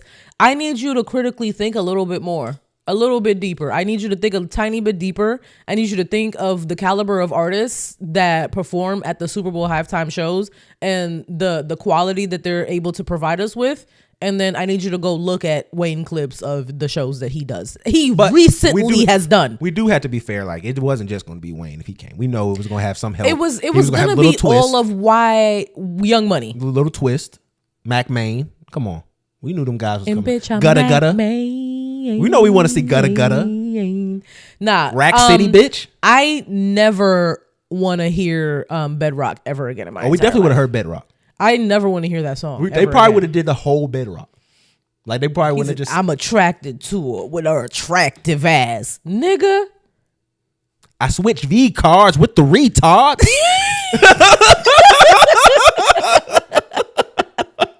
Just stupid. Oh, shit. But no, there was the hip hop civil war, man. So I mean, no, wait. He said in about 3 years, holla at me, Miley Cyrus. I think he did too. He did. In 3 not years. he think. I think he did. Oh no, he. I think he hollered at her 3 years later. Nah, Miley was not checking for Mac Main. Oh no, Mac Main was a CEO. Mac Main is not in jail? No, he's free. Okay. He was beefing with Punch during the Drake. Okay. They was joking around, going back and forth with each other. But no, like I said, this was hip hop civil war, man. What can you say, man? What can we do? It is what it is. Yeah. I think this was entertaining to watch, but I think all you niggas that want Lil Wayne to perform, like if he did perform, I think we would be embarrassed as African Americans. Yeah, I don't think that would be what we wanted. Yeah, honestly. I don't think that would go over well at all. That ain't really what. And then I think we wouldn't see hip hop at the Super Bowl for like another decade. I mean, we're probably not, if we're being honest. If Wayne was the person. We're probably not going to see it for a while after we're this probably Jayz not, shit. unless Drake decides to do it. Because I think Drake is one of the only people who hip hop wise could do this. I think next year would be the perfect time, honestly, because now that you got Kendrick doing it, you can come to next year. It's in California. It's going to be like near the Oakland area. It's at the 49ers Stadium. And also it's the 60th. Why wouldn't Kendrick do it next year then? Well, it's actually going to be in LA the year after that. So it's going to be in San Francisco, and then it's going to be the Rams Stadium after that. Yeah, I feel like in 2 years would have been a good time for Kendrick to That probably would have been a lot better too, though. Yeah. LA. But also, like I said, Drake, the next Super Bowl is Super Bowl 60. Mm-hmm. So who's the sixth god? Oh. That would be, and it's in California. That would be dope to do. I think that would be something that Drake will probably look into. I really think that Drake is putting it off because it's something that Wayne really wants and he hasn't gotten offered it yet. And then the nigga, he's a bitch that got his face tatted. So that's it. All right, presidential debate. Let's get into it. They're eating the dogs. They're eating the pets. They're coming there. They're eating all your dogs. They're eating the cats. They're doing executions after birth. I've seen it on TV. They're doing 9-month abortions. They're taking the baby right out of the womb. It's not even an abortion because the baby has been born. It's an execution. They're killing him right there. And she's a liar. I had a gut-hearty laugh. And then there was this one part where Kamala is like, and this former president. She would say this nigga. And this bitch. This bitch nigga. Bitch ass nigga. I will say this though. I mean, I watched the entire debate and she was very impressive. I'm not gonna lie. Like, she held her own with him. She made him look like the crazy senile old man a lot of times. And I know y'all racist people. He missed Joe, OD. I think a lot of y'all racist people who are in love with Trump, like, was never going to say he lost this in any kind of capacity. No. I feel like if I was going to be honest, I would say if I felt like she got bodied. But I think the main thing was like, when Shawty asked him, my G, it's been 9 years. Like, since you said something about Obamacare, do you have a plan? And this nigga said, we're still in the concept. I have a concept. I have a concept of a plan. He said, well, I don't know. I'm not president right now. What the fuck? That don't even make sense.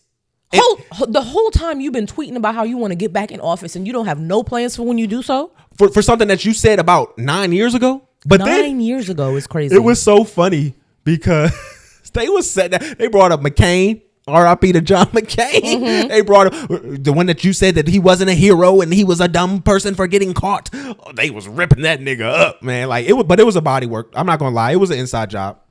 Yeah, Black Illuminati. And I love to see it because you said that the moderator is also an AKA. 100%. Yeah, so it was a black woman that was moderating, and she was fact checking Trump a lot. And you said she didn't fact check Kamala not once the whole time. That's what people were saying. I didn't notice. I don't think. But she probably could have. I didn't notice if she was. Kamala is not straight up going up there lying. I mean, like the stuff that he was saying was like asinine statements. He was saying that they are killing babies after they're born. If there were literally people murdering babies, I mean, you don't think we would know? That's what I said. It was just insane for just some of the stuff that he was going up there. So I went to NPR and they did a fact checker of some of the stuff they were saying. So he did mention like inflation being really high during 2022 and whatnot after he had left office, which was true. But he doesn't tell you that a lot of his actions and spending, especially with like the stimulus checks and things like that, had a large to do with why that inflation happened. So he doesn't really talk about that part. Y'all could have kept the stimmies if it kept everything the same price. I mean, an excerpt from the article says government spending in the U.S. both under Biden, Harris administration and Trump also may have contributed to putting money in people's pockets and enabling them to keep spending in the faces of high prices. While the prices are a source of frustration for many Americans, the average worker has more buying power today than she did before the pandemic. Since February 2020, that's what they use, basically saying that average consumer prices went up 21% and wages went up 23%. So according to their works, but again, that's not that much of a boost. Yeah, if stuff went up 21% and then thank you for my little $50 that I keep after like what? Appreciate that, my nigga. I get to keep 1%. Thank you. Also too, there was some discussion too about where jobs were, because right here Harris said Donald Trump left us at the worst unemployment since the Great Depression. Mm-hmm. They went back and looked at we haven't seen this since 1948. So that was around, the end of World War II. So that wasn't necessarily correct to what she said. Yeah, it was just a little bit. But this later, the immigration part is with Trump. So he says, you see what's happening with the towns throughout the United States.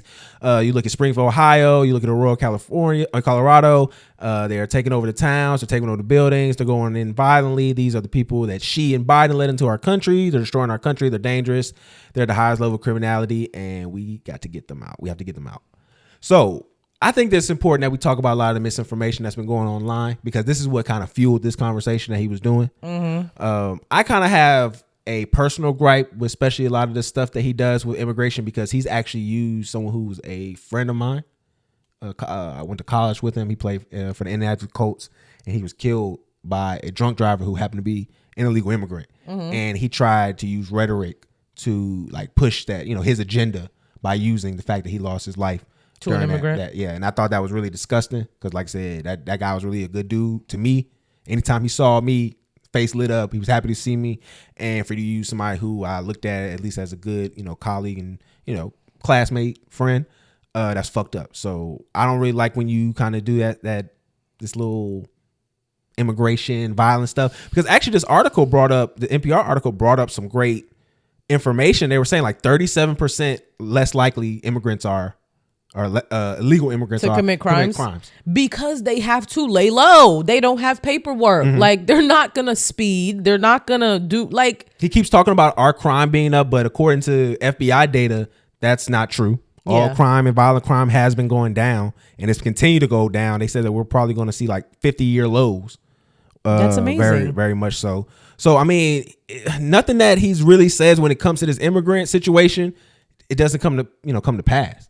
Like even the fact of the whole, they're taking over towns. There's nobody reporting that they're taking over towns and apartments. Have there been acts of violence, and has there been gang members in the area found? Yes, 100%. Yeah, that happens in the U.S. That happens, bro. I've seen apartment complexes that are run by gang members in the U.S. Yeah. So I mean, that's nothing by American gang members. Yes, American blooded gang members with American firearms that are doing the exact same thing. And it's just misinformation to push, because I feel like the Trump campaign feels like they're in a tough place. Like, I don't think they really have the policies that will get working class people to support him, and they have to go on race baiting. They have their backs in a corner. Yeah, and then he even brings up the fact about the people eating the dogs. He says in Springfield they're eating dogs. The people that came in, they're eating the cats, they're eating the pets. The people that live there are the people that live there. And what they're basically talking about Haitians specifically, and that's what I was going to lead to, where they keep talking about the Haitian community and all this other stuff that's been an influx in the Ohio area. And I just think that there are a lot of Haitians in Ohio. Well, people don't do enough research in these situations, and you allow these people to push these videos, because there's a video going around circulating that has a woman who you see here, it looks like she's gnawing on a dead cat or something like that. Like, you see that's injured. She went to jail for it, but they're trying to say she's a Haitian immigrant. She's not. Come to find out, she's an American citizen. They have her voter registration. Like, also too, when they talk about that, I think that article even pointed out that over the last 25 years, there's been 1,700 cases of people trying to vote that were illegal immigrants or that could not vote legally due to immigration purposes, and none of them ever voted. So, like, this idea that immigrants are coming into the country and signing up to vote, it's just not happening. Yeah, immigrants are laying low, and they're trying to support their families so that they can send money back home. And that was a Georgia senator that did that. Because usually when immigrants are here working, they have families back home that they need to send money to. That's what the fuck we come here for. What else did I want to say? Well, I mean, we were talking about the Haitian thing that was going on. Yeah. The misinformation. So this is just so random.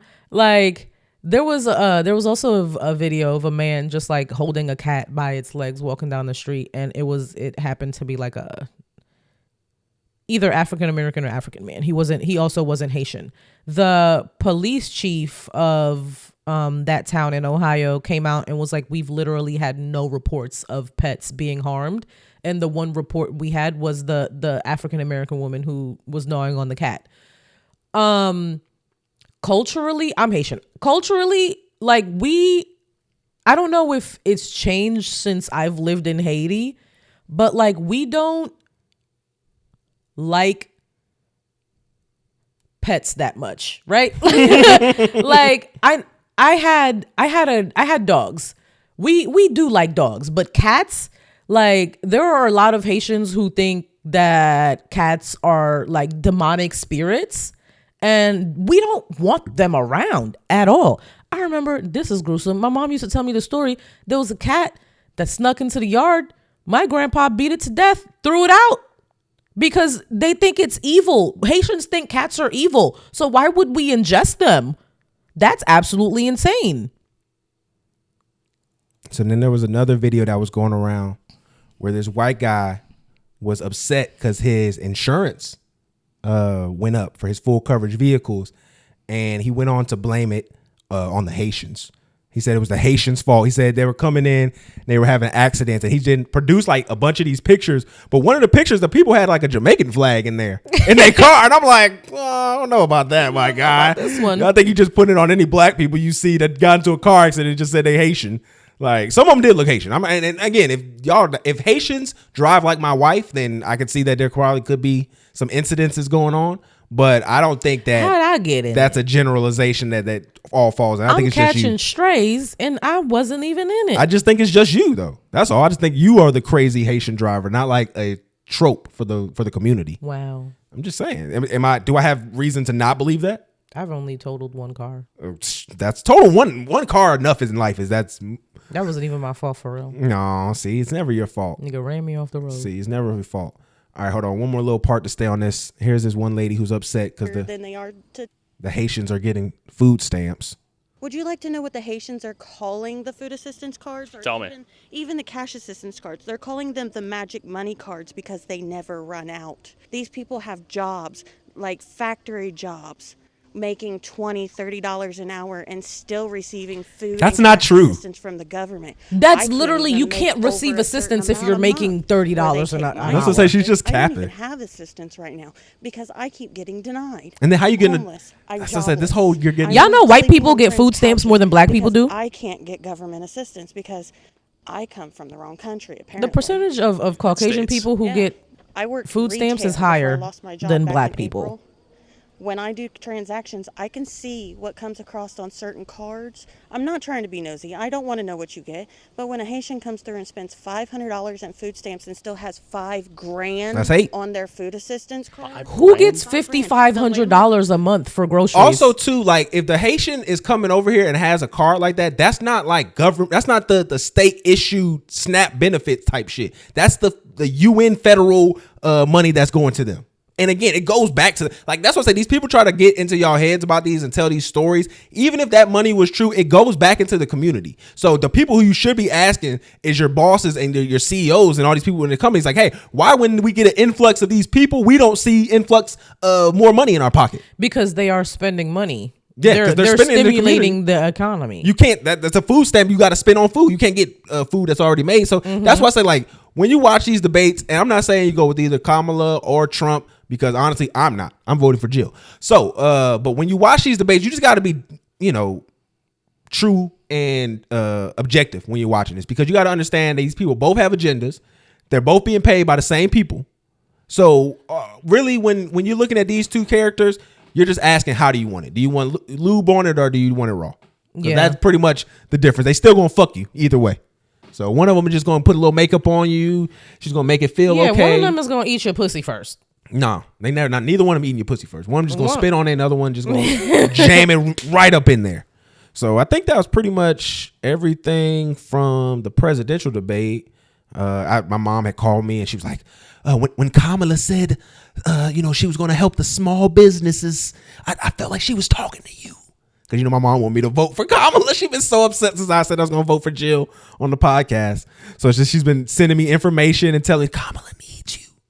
One thing I did hate that they didn't talk about though was the shooting that happened in Georgia out here. Oh yeah, I didn't like that high school shooting. That was really that school is close to my nephew's school in regards to like the area of where it's at. Oh, it is. That little boy that got killed.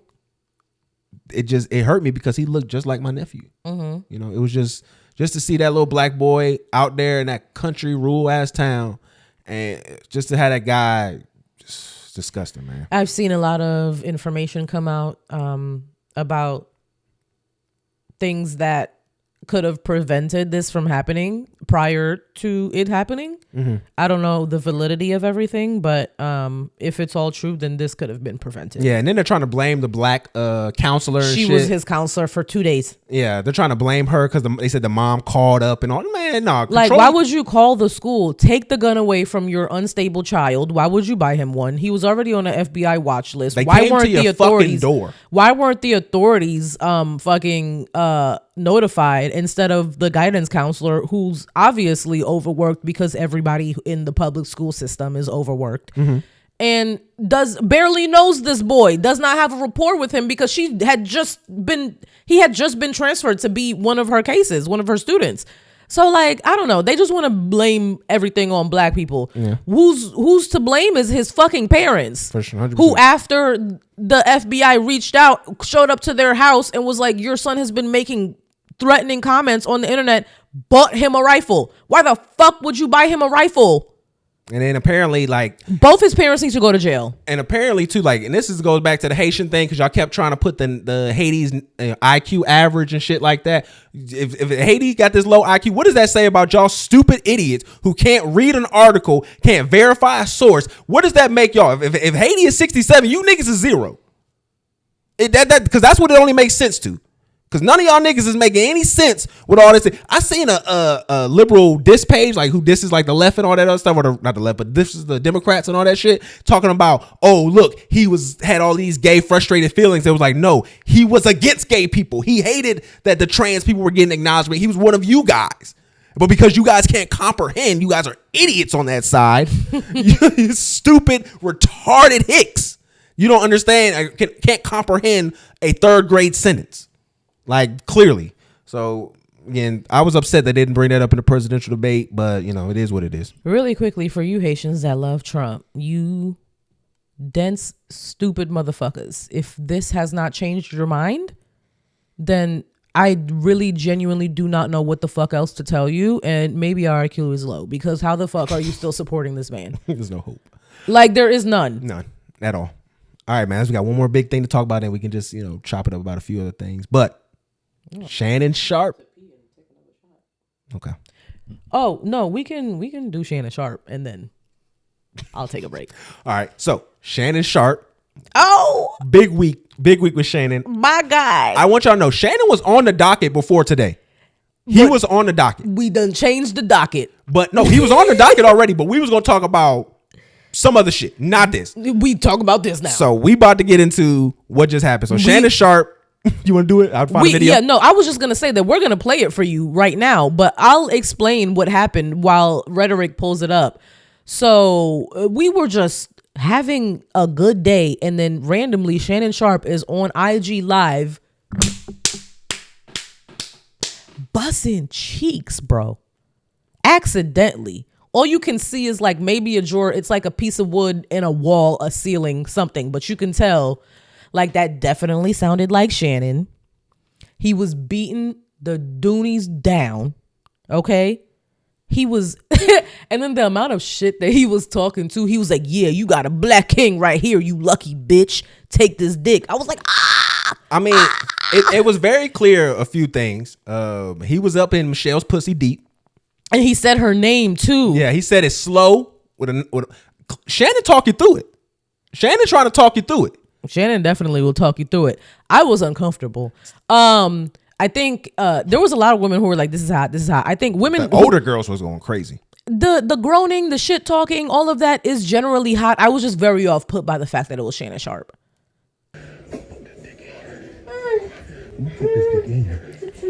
It's closer in my ears now than it was before. That dick in you.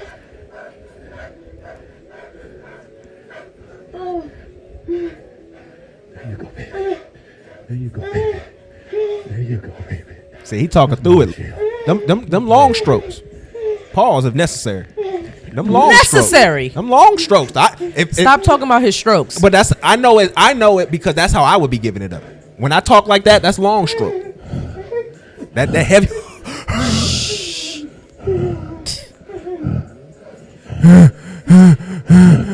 Stop. You never seen Forrest Gump? That's what he sound like.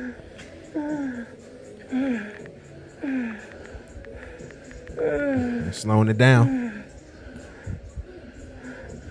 And the music in the background too. So Shannon, when this first happens, he goes on his IG and says he's been hacked. And it's saying him and his team are going to figure out what happened here. And I genuinely do think he thought he was hacked. No, because he came back later on his show with Ocho Cinco. Mm-hmm. And we're about to pull that up and play that for you now, but I'll say what I want to say after we play this next clip for you, because he explains what happened. Event that happened today. Obviously, I'm embarrassed.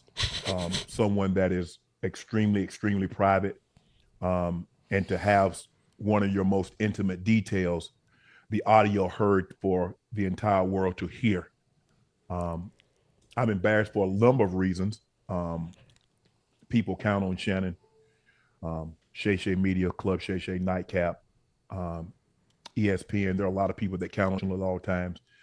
Even when I'm behind closed doors, I still try to remain a level of, even when I'm behind closed doors, I still try to remain a level of. And that's not us. I just want y'all to know although that. I'm the video's just doing that for some reason. And I'm very disappointed in myself. Not for the act. I think there are millions and billions of people of consenting age that engage in activities. But to have your most intimate detail on the audio to be heard, I'm disappointed in myself. I let them call them. I called my sister. My friends, obviously, my friends reached out. But guys, this was not staged. Came in, I threw my phone. Staged. Sorry came again. in, I threw my phone on the bed. Engaged in an activity. I did not know IG Live. I've never been on IG Live. I've never turned IG Live on. So I don't know how it works. And so all of a sudden, my other phone is going off and people are calling me FaceTime that I've never talked to a day in my life on FaceTime. Skip. And it didn't, I'm like, why are y'all calling me FaceTime? And after a while, Jamie, and he says, Shannon, you on IG Live. I'm like, doing what? You know, I'm like, what am I on IG Live for? I ain't hit no IG Live button. Yeah. On IG Live for? I ain't hit no IG Live button. He says, they can hear. I'm like, so now, Ocho, you know, I say ask for patience. He said they can hear.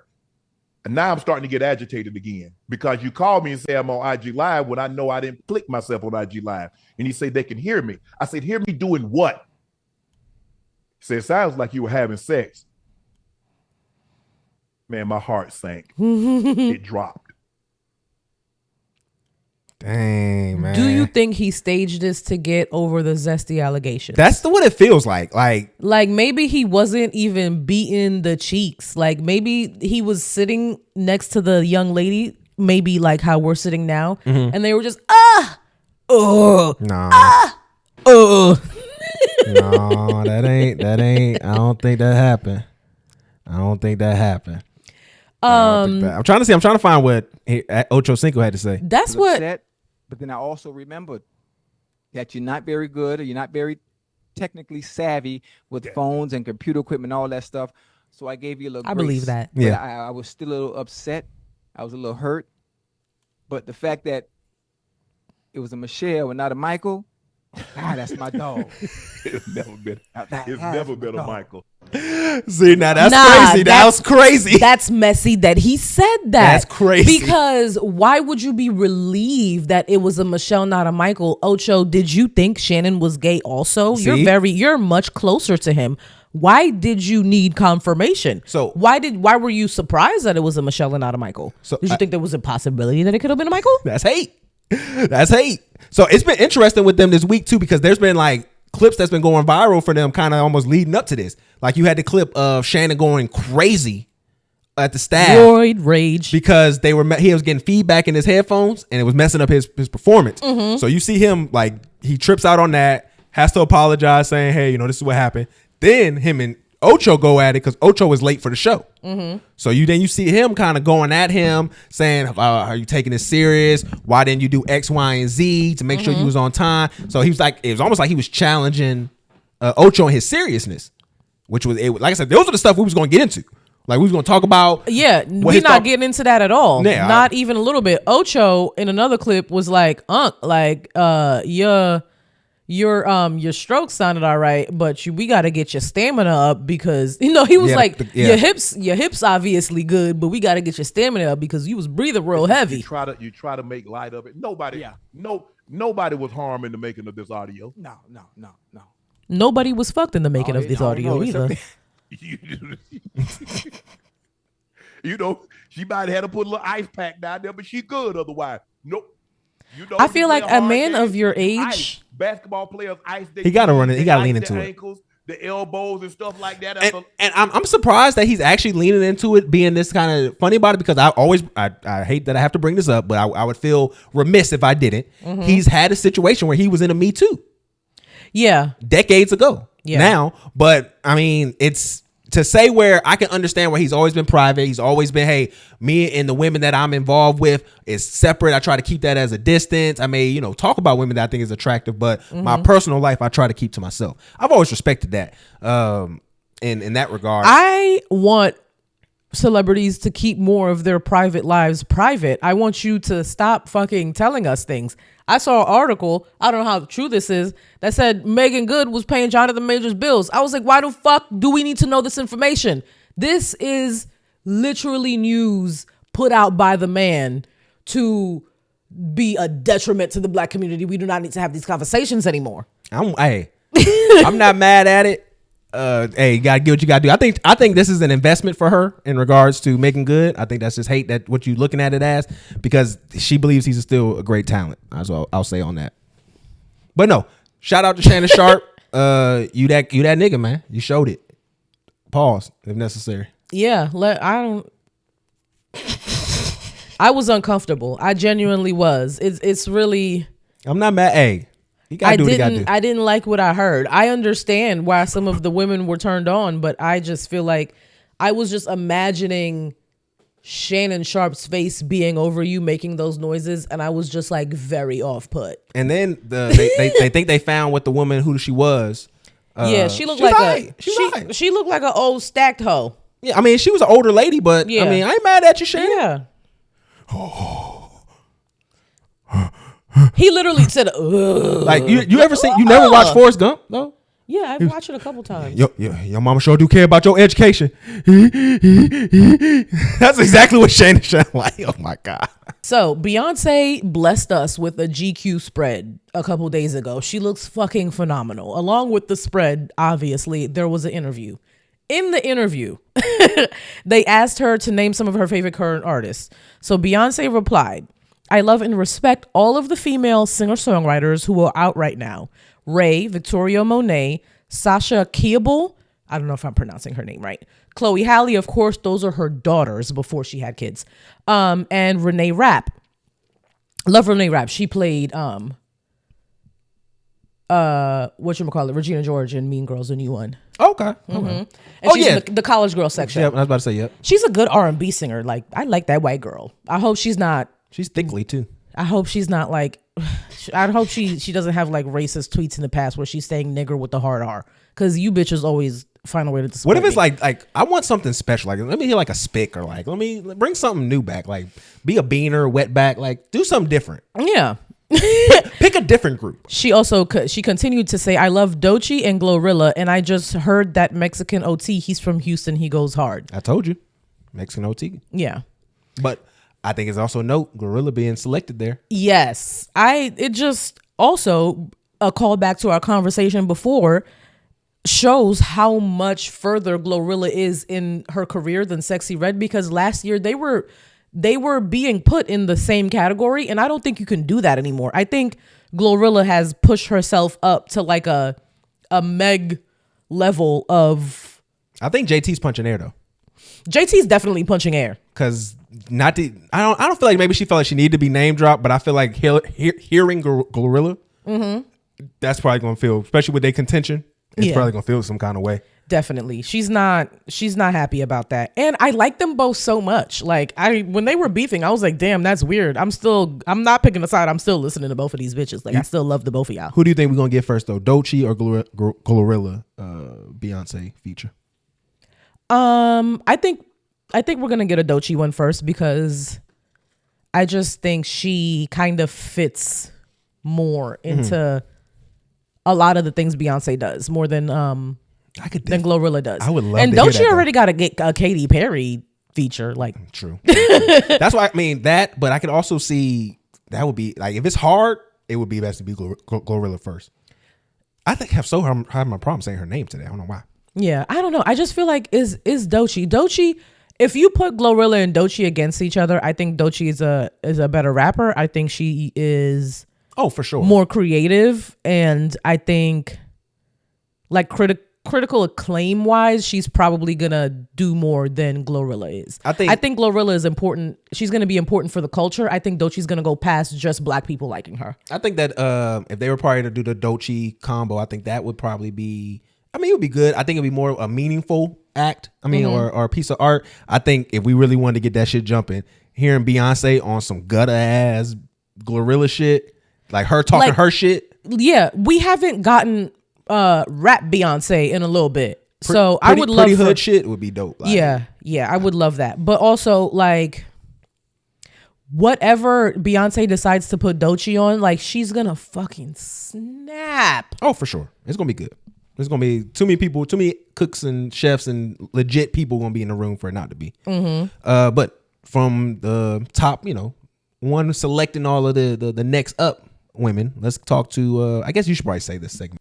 So our next segment is gonna be the cringy bitch segment because we both had cringy bitches that we wanted to talk about during this show, so we decided to just lump them all together.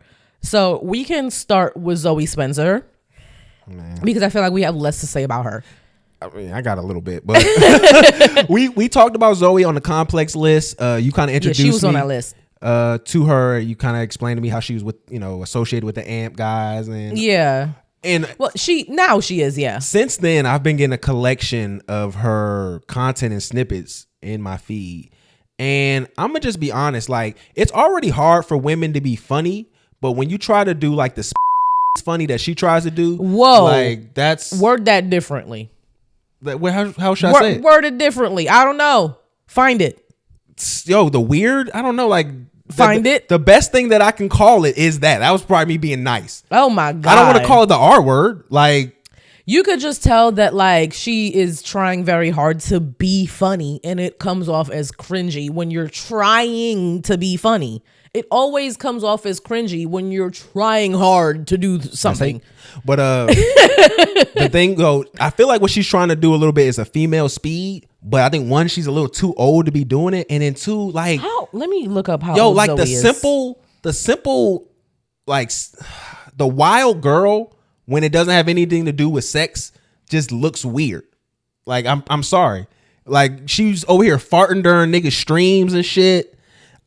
Her and Zeddy, that's his name, the guy that was on they came up together. So I don't think that was his stream. That's their stream or her stream. It sounded like it was his stream and she walked in on it. Okay. But still, farting on the stream is gross. She's 23 years old. Yes, 23 and you farting on people's streams. Oh my God, we have the same birthday. That's crazy. But then you add into the fact that, okay, so this is what really made me want to add her as the cringy bitch. So I guess she was out at the amp meeting or whatever. They was doing something. And whatever they be doing. She bit almost every nigga in the house while having a conversation. She bit Duke on his hand. She bit Phantom on the arm. She did some weird stuff to Agent. And she's like, it just doesn't resonate with me. And maybe I'm too young for it, but I don't feel like you're too old for it. Oh, you're right. I may be too old for this. Yeah, you said the wrong word. You're right. But I think nobody resonates with that though. Nobody likes this kind of girl. She has... Obviously, she was on that list for a reason. Because she's plugged in with the right people who think she's fucking hilarious. Are they laughing at her or with her? She's been with the AMP niggas for maybe like the past year and a half. But before that, she was just a girl in New York with Zeddy, and they would stream and do stuff like in the car. They would just post videos in the car, and it was just them two. And people like, it was her that people resonated with. I think he's famous because of her. Okay. I think she is funny.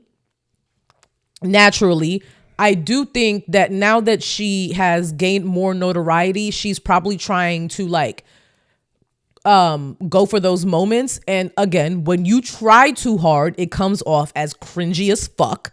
So stop trying so hard and just like be around these niggas. You're not Speed, okay? Speed is the only one who can get this shit off, all right? Speed is a unicorn in this shit, all right? Nigga be dating trans women. He be out here doing the craziest shit, playing with tigers. That's like, I'm sorry, but a woman can't do that. It's just the way that we have been culturally. You can't be a crash out. Yeah, it just doesn't look good on a lady unless you're like crashing out on like a man or something. Like that's when it's actually it looks off-putting and like not cute to people because she looks erratic at all times. There's a certain way that people expect you to behave as a woman, but I don't know. Now that I'm saying what I'm saying, I kind of want you to just continue being cringy as fuck. But don't like you don't it's have gonna to be to try. her detriment. You don't have to try that hard, girl. Like you're funny. Like the way you react to things, you're very snappy with the comebacks. Like your timing is good. So I don't think I don't think you need to try as hard. I just it's weird. I also think that Duke don't like that bitch at all. She's goofy and it's too much. I think Duke specifically be annoyed as fuck at her. He can't hide it either. I've seen at least 3 videos where he's like he's not gonna say it because he is respectful of women in general, but his whole face be like, bitch. Yeah. His whole back the fuck up, bitch. That's the energy she brings out of niggas though. So let's get to the other cringy girl. So, oh my God. This her mother. This Tiffany Haddish always makes me think of that tweet that was like, I don't support all you women. Some of you bitches is very dumb. Wake it up. Tiffany Haddish entire career, I felt like that. So New York Fashion Week was this week. I don't remember which show she was at, but she's sitting with the Hiltons. Somebody is like, oh, it would be funny if you just stood up and walked, and she just did that shit during a fashion show, got up while the models were walking and did the whole lap back to her seat. And then everyone was like, woo, Tiffany, go Tiffany. Bitch, you look dumb as fuck. First of all, when white people tell you to go, you just jump up and you fucking go. Yeah, pretty much for her. You're a fucking minstrel show. That's what I'm thinking that you are now. Bringing fried chicken into your purse and telling people on the red carpet, talking about she doing the little nay for like 3 years after it. You're a minstrel show. There's nobody thinks you're funny other than white people who are laughing at you and not with you. That's what I think this is now. Because why is Tiffany Haddish even being invited to New York fashion shows after the weird skit shit that she was a part of that we found out a couple years ago?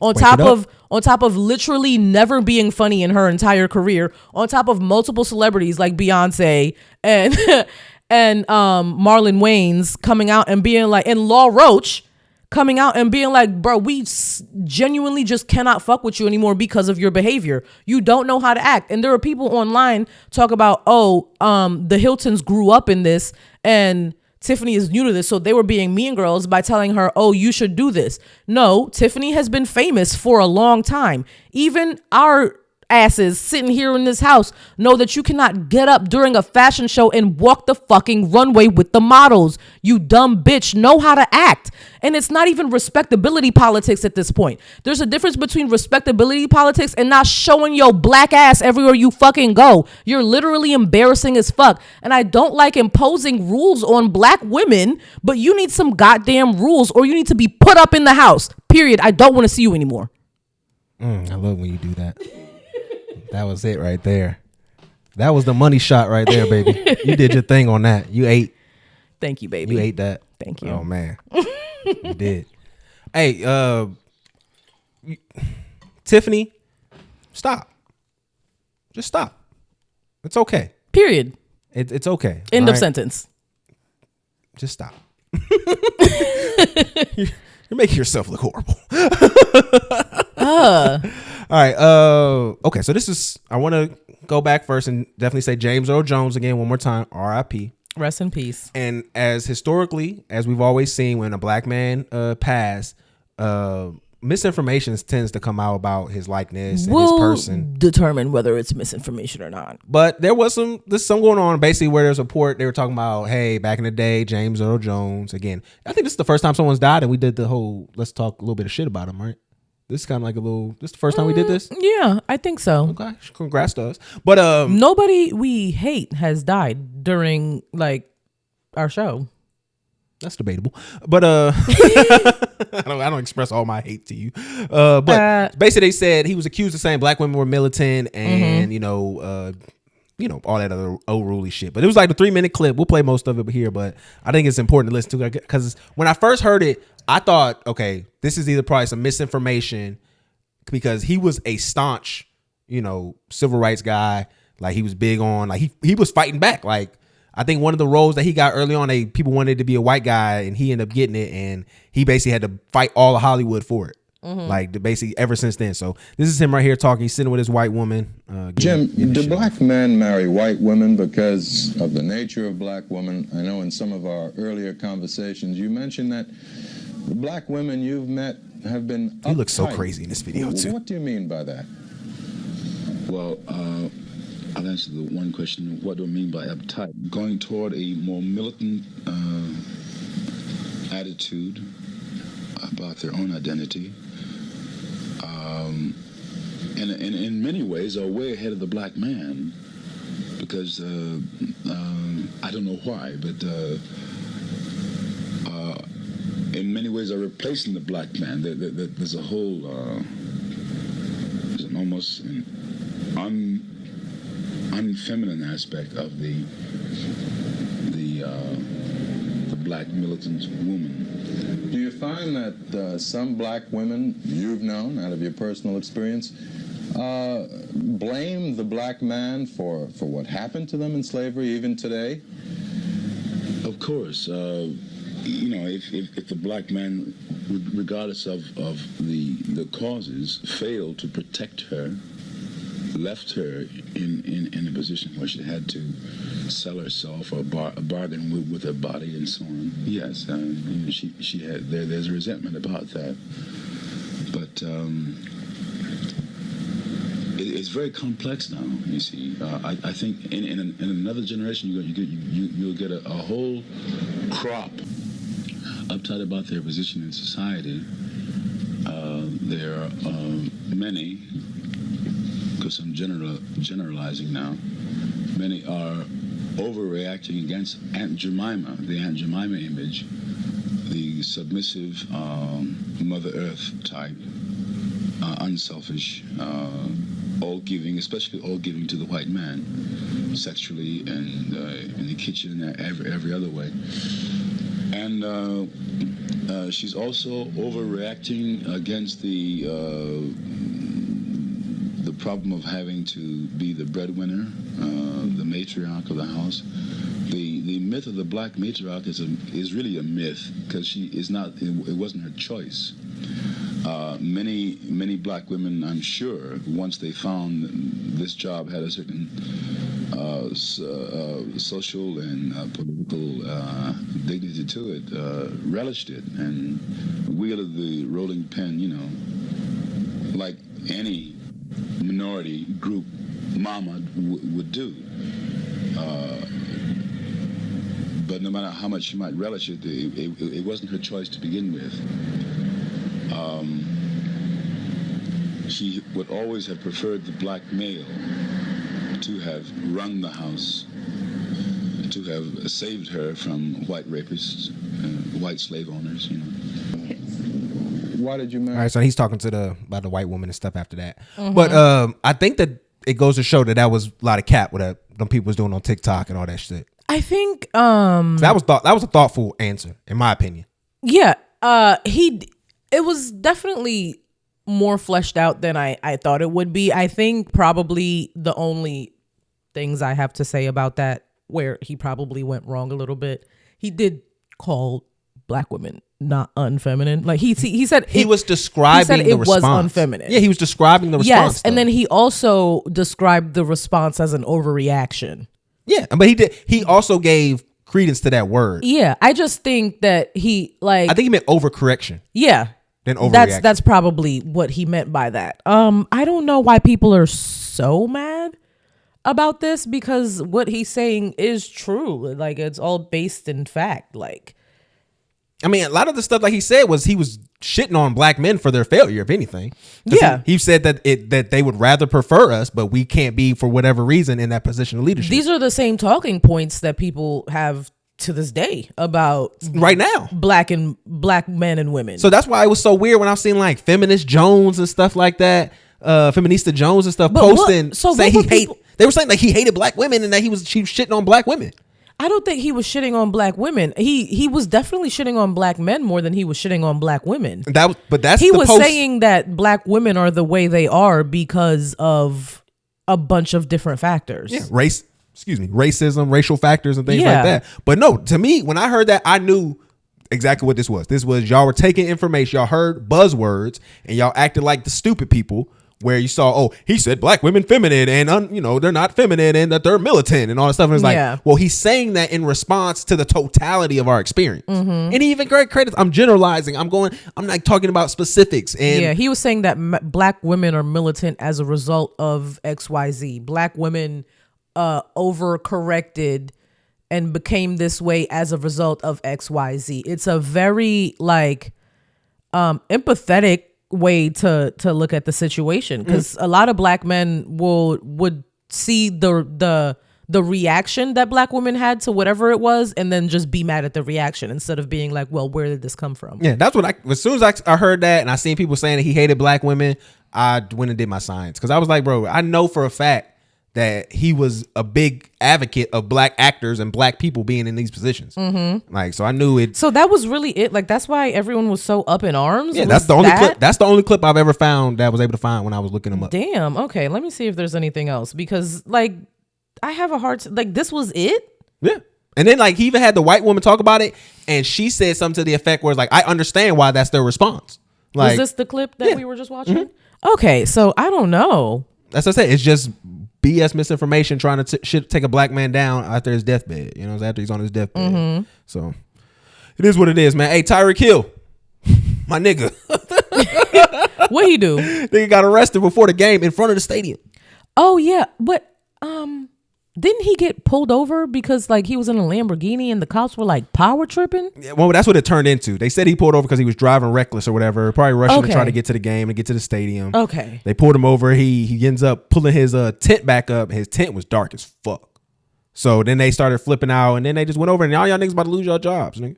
Y'all administrate, and that's how you know being a police is a shit work. Where and that idiots are probably most people being officers when your punishment is administrative work in the office. Like, oh no, you don't have to go out there and potentially deal with the people in violence and all this other stuff. You don't have to risk your life anymore. Yeah, you just stay in the office and get paid. Oh, you have to fucking read now and write. Well, we know you get a headache after 15 minutes of that. Your worst goddamn nightmare. Oh man, oh my God. I was just a third string offensive lineman, and now they got me reading papers in high school. Third string offensive lineman in high school, not college. That's what these guys are. These aren't the best. These aren't our best and brightest, man. They beat a nigga who tore his meniscus, and now he's mad at the world and black people. I honestly hate that it had to be. Not our fault. Your life is a mess. I honestly hate that it had to be Tyreek because he's like the worst person that you would want this to be. Like, no, for real, like, he's got domestic violence allegations and charges. No, he broke his kid's arm one time. Yeah, you go look at this all stuff you can go look up. But yeah, so this is where as long as the nigga run fast and can catch balls, we gonna give him millions of dollars. Yeah, for the most part. That shit is crazy. I mean, shit. And it's hilarious too because he was just voted last year the number one player from last season. Mm-hmm. And for that to be the first game of the season, you got your top player in your league face down on the asphalt, getting handcuffed. But he ended up playing. They won. They lost. No, they won. Okay, so they won. It worked out for you, sir. Yeah. All right, well, you good? We got everything out of our system? Yeah, yo, this was a long ass show. It was a long day for us. Yeah, it was. I thought I saw a bug in the light. I need to go to sleep. I do. All right, man. Life is a labor of love, so let's keep building these moments together. And remember, your job is not your family, and the only thing you should be exploiting is these corporations. Talk FNF TV. Tell them what they need to do, baby. Follow us on all of the social media at talk.fnf.tv, Instagram, Twitter, Facebook, YouTube. Thank you for watching. Leave likes and comments. Please let us know what you think about everything that we talked about today. And love you. Bye. We out of here.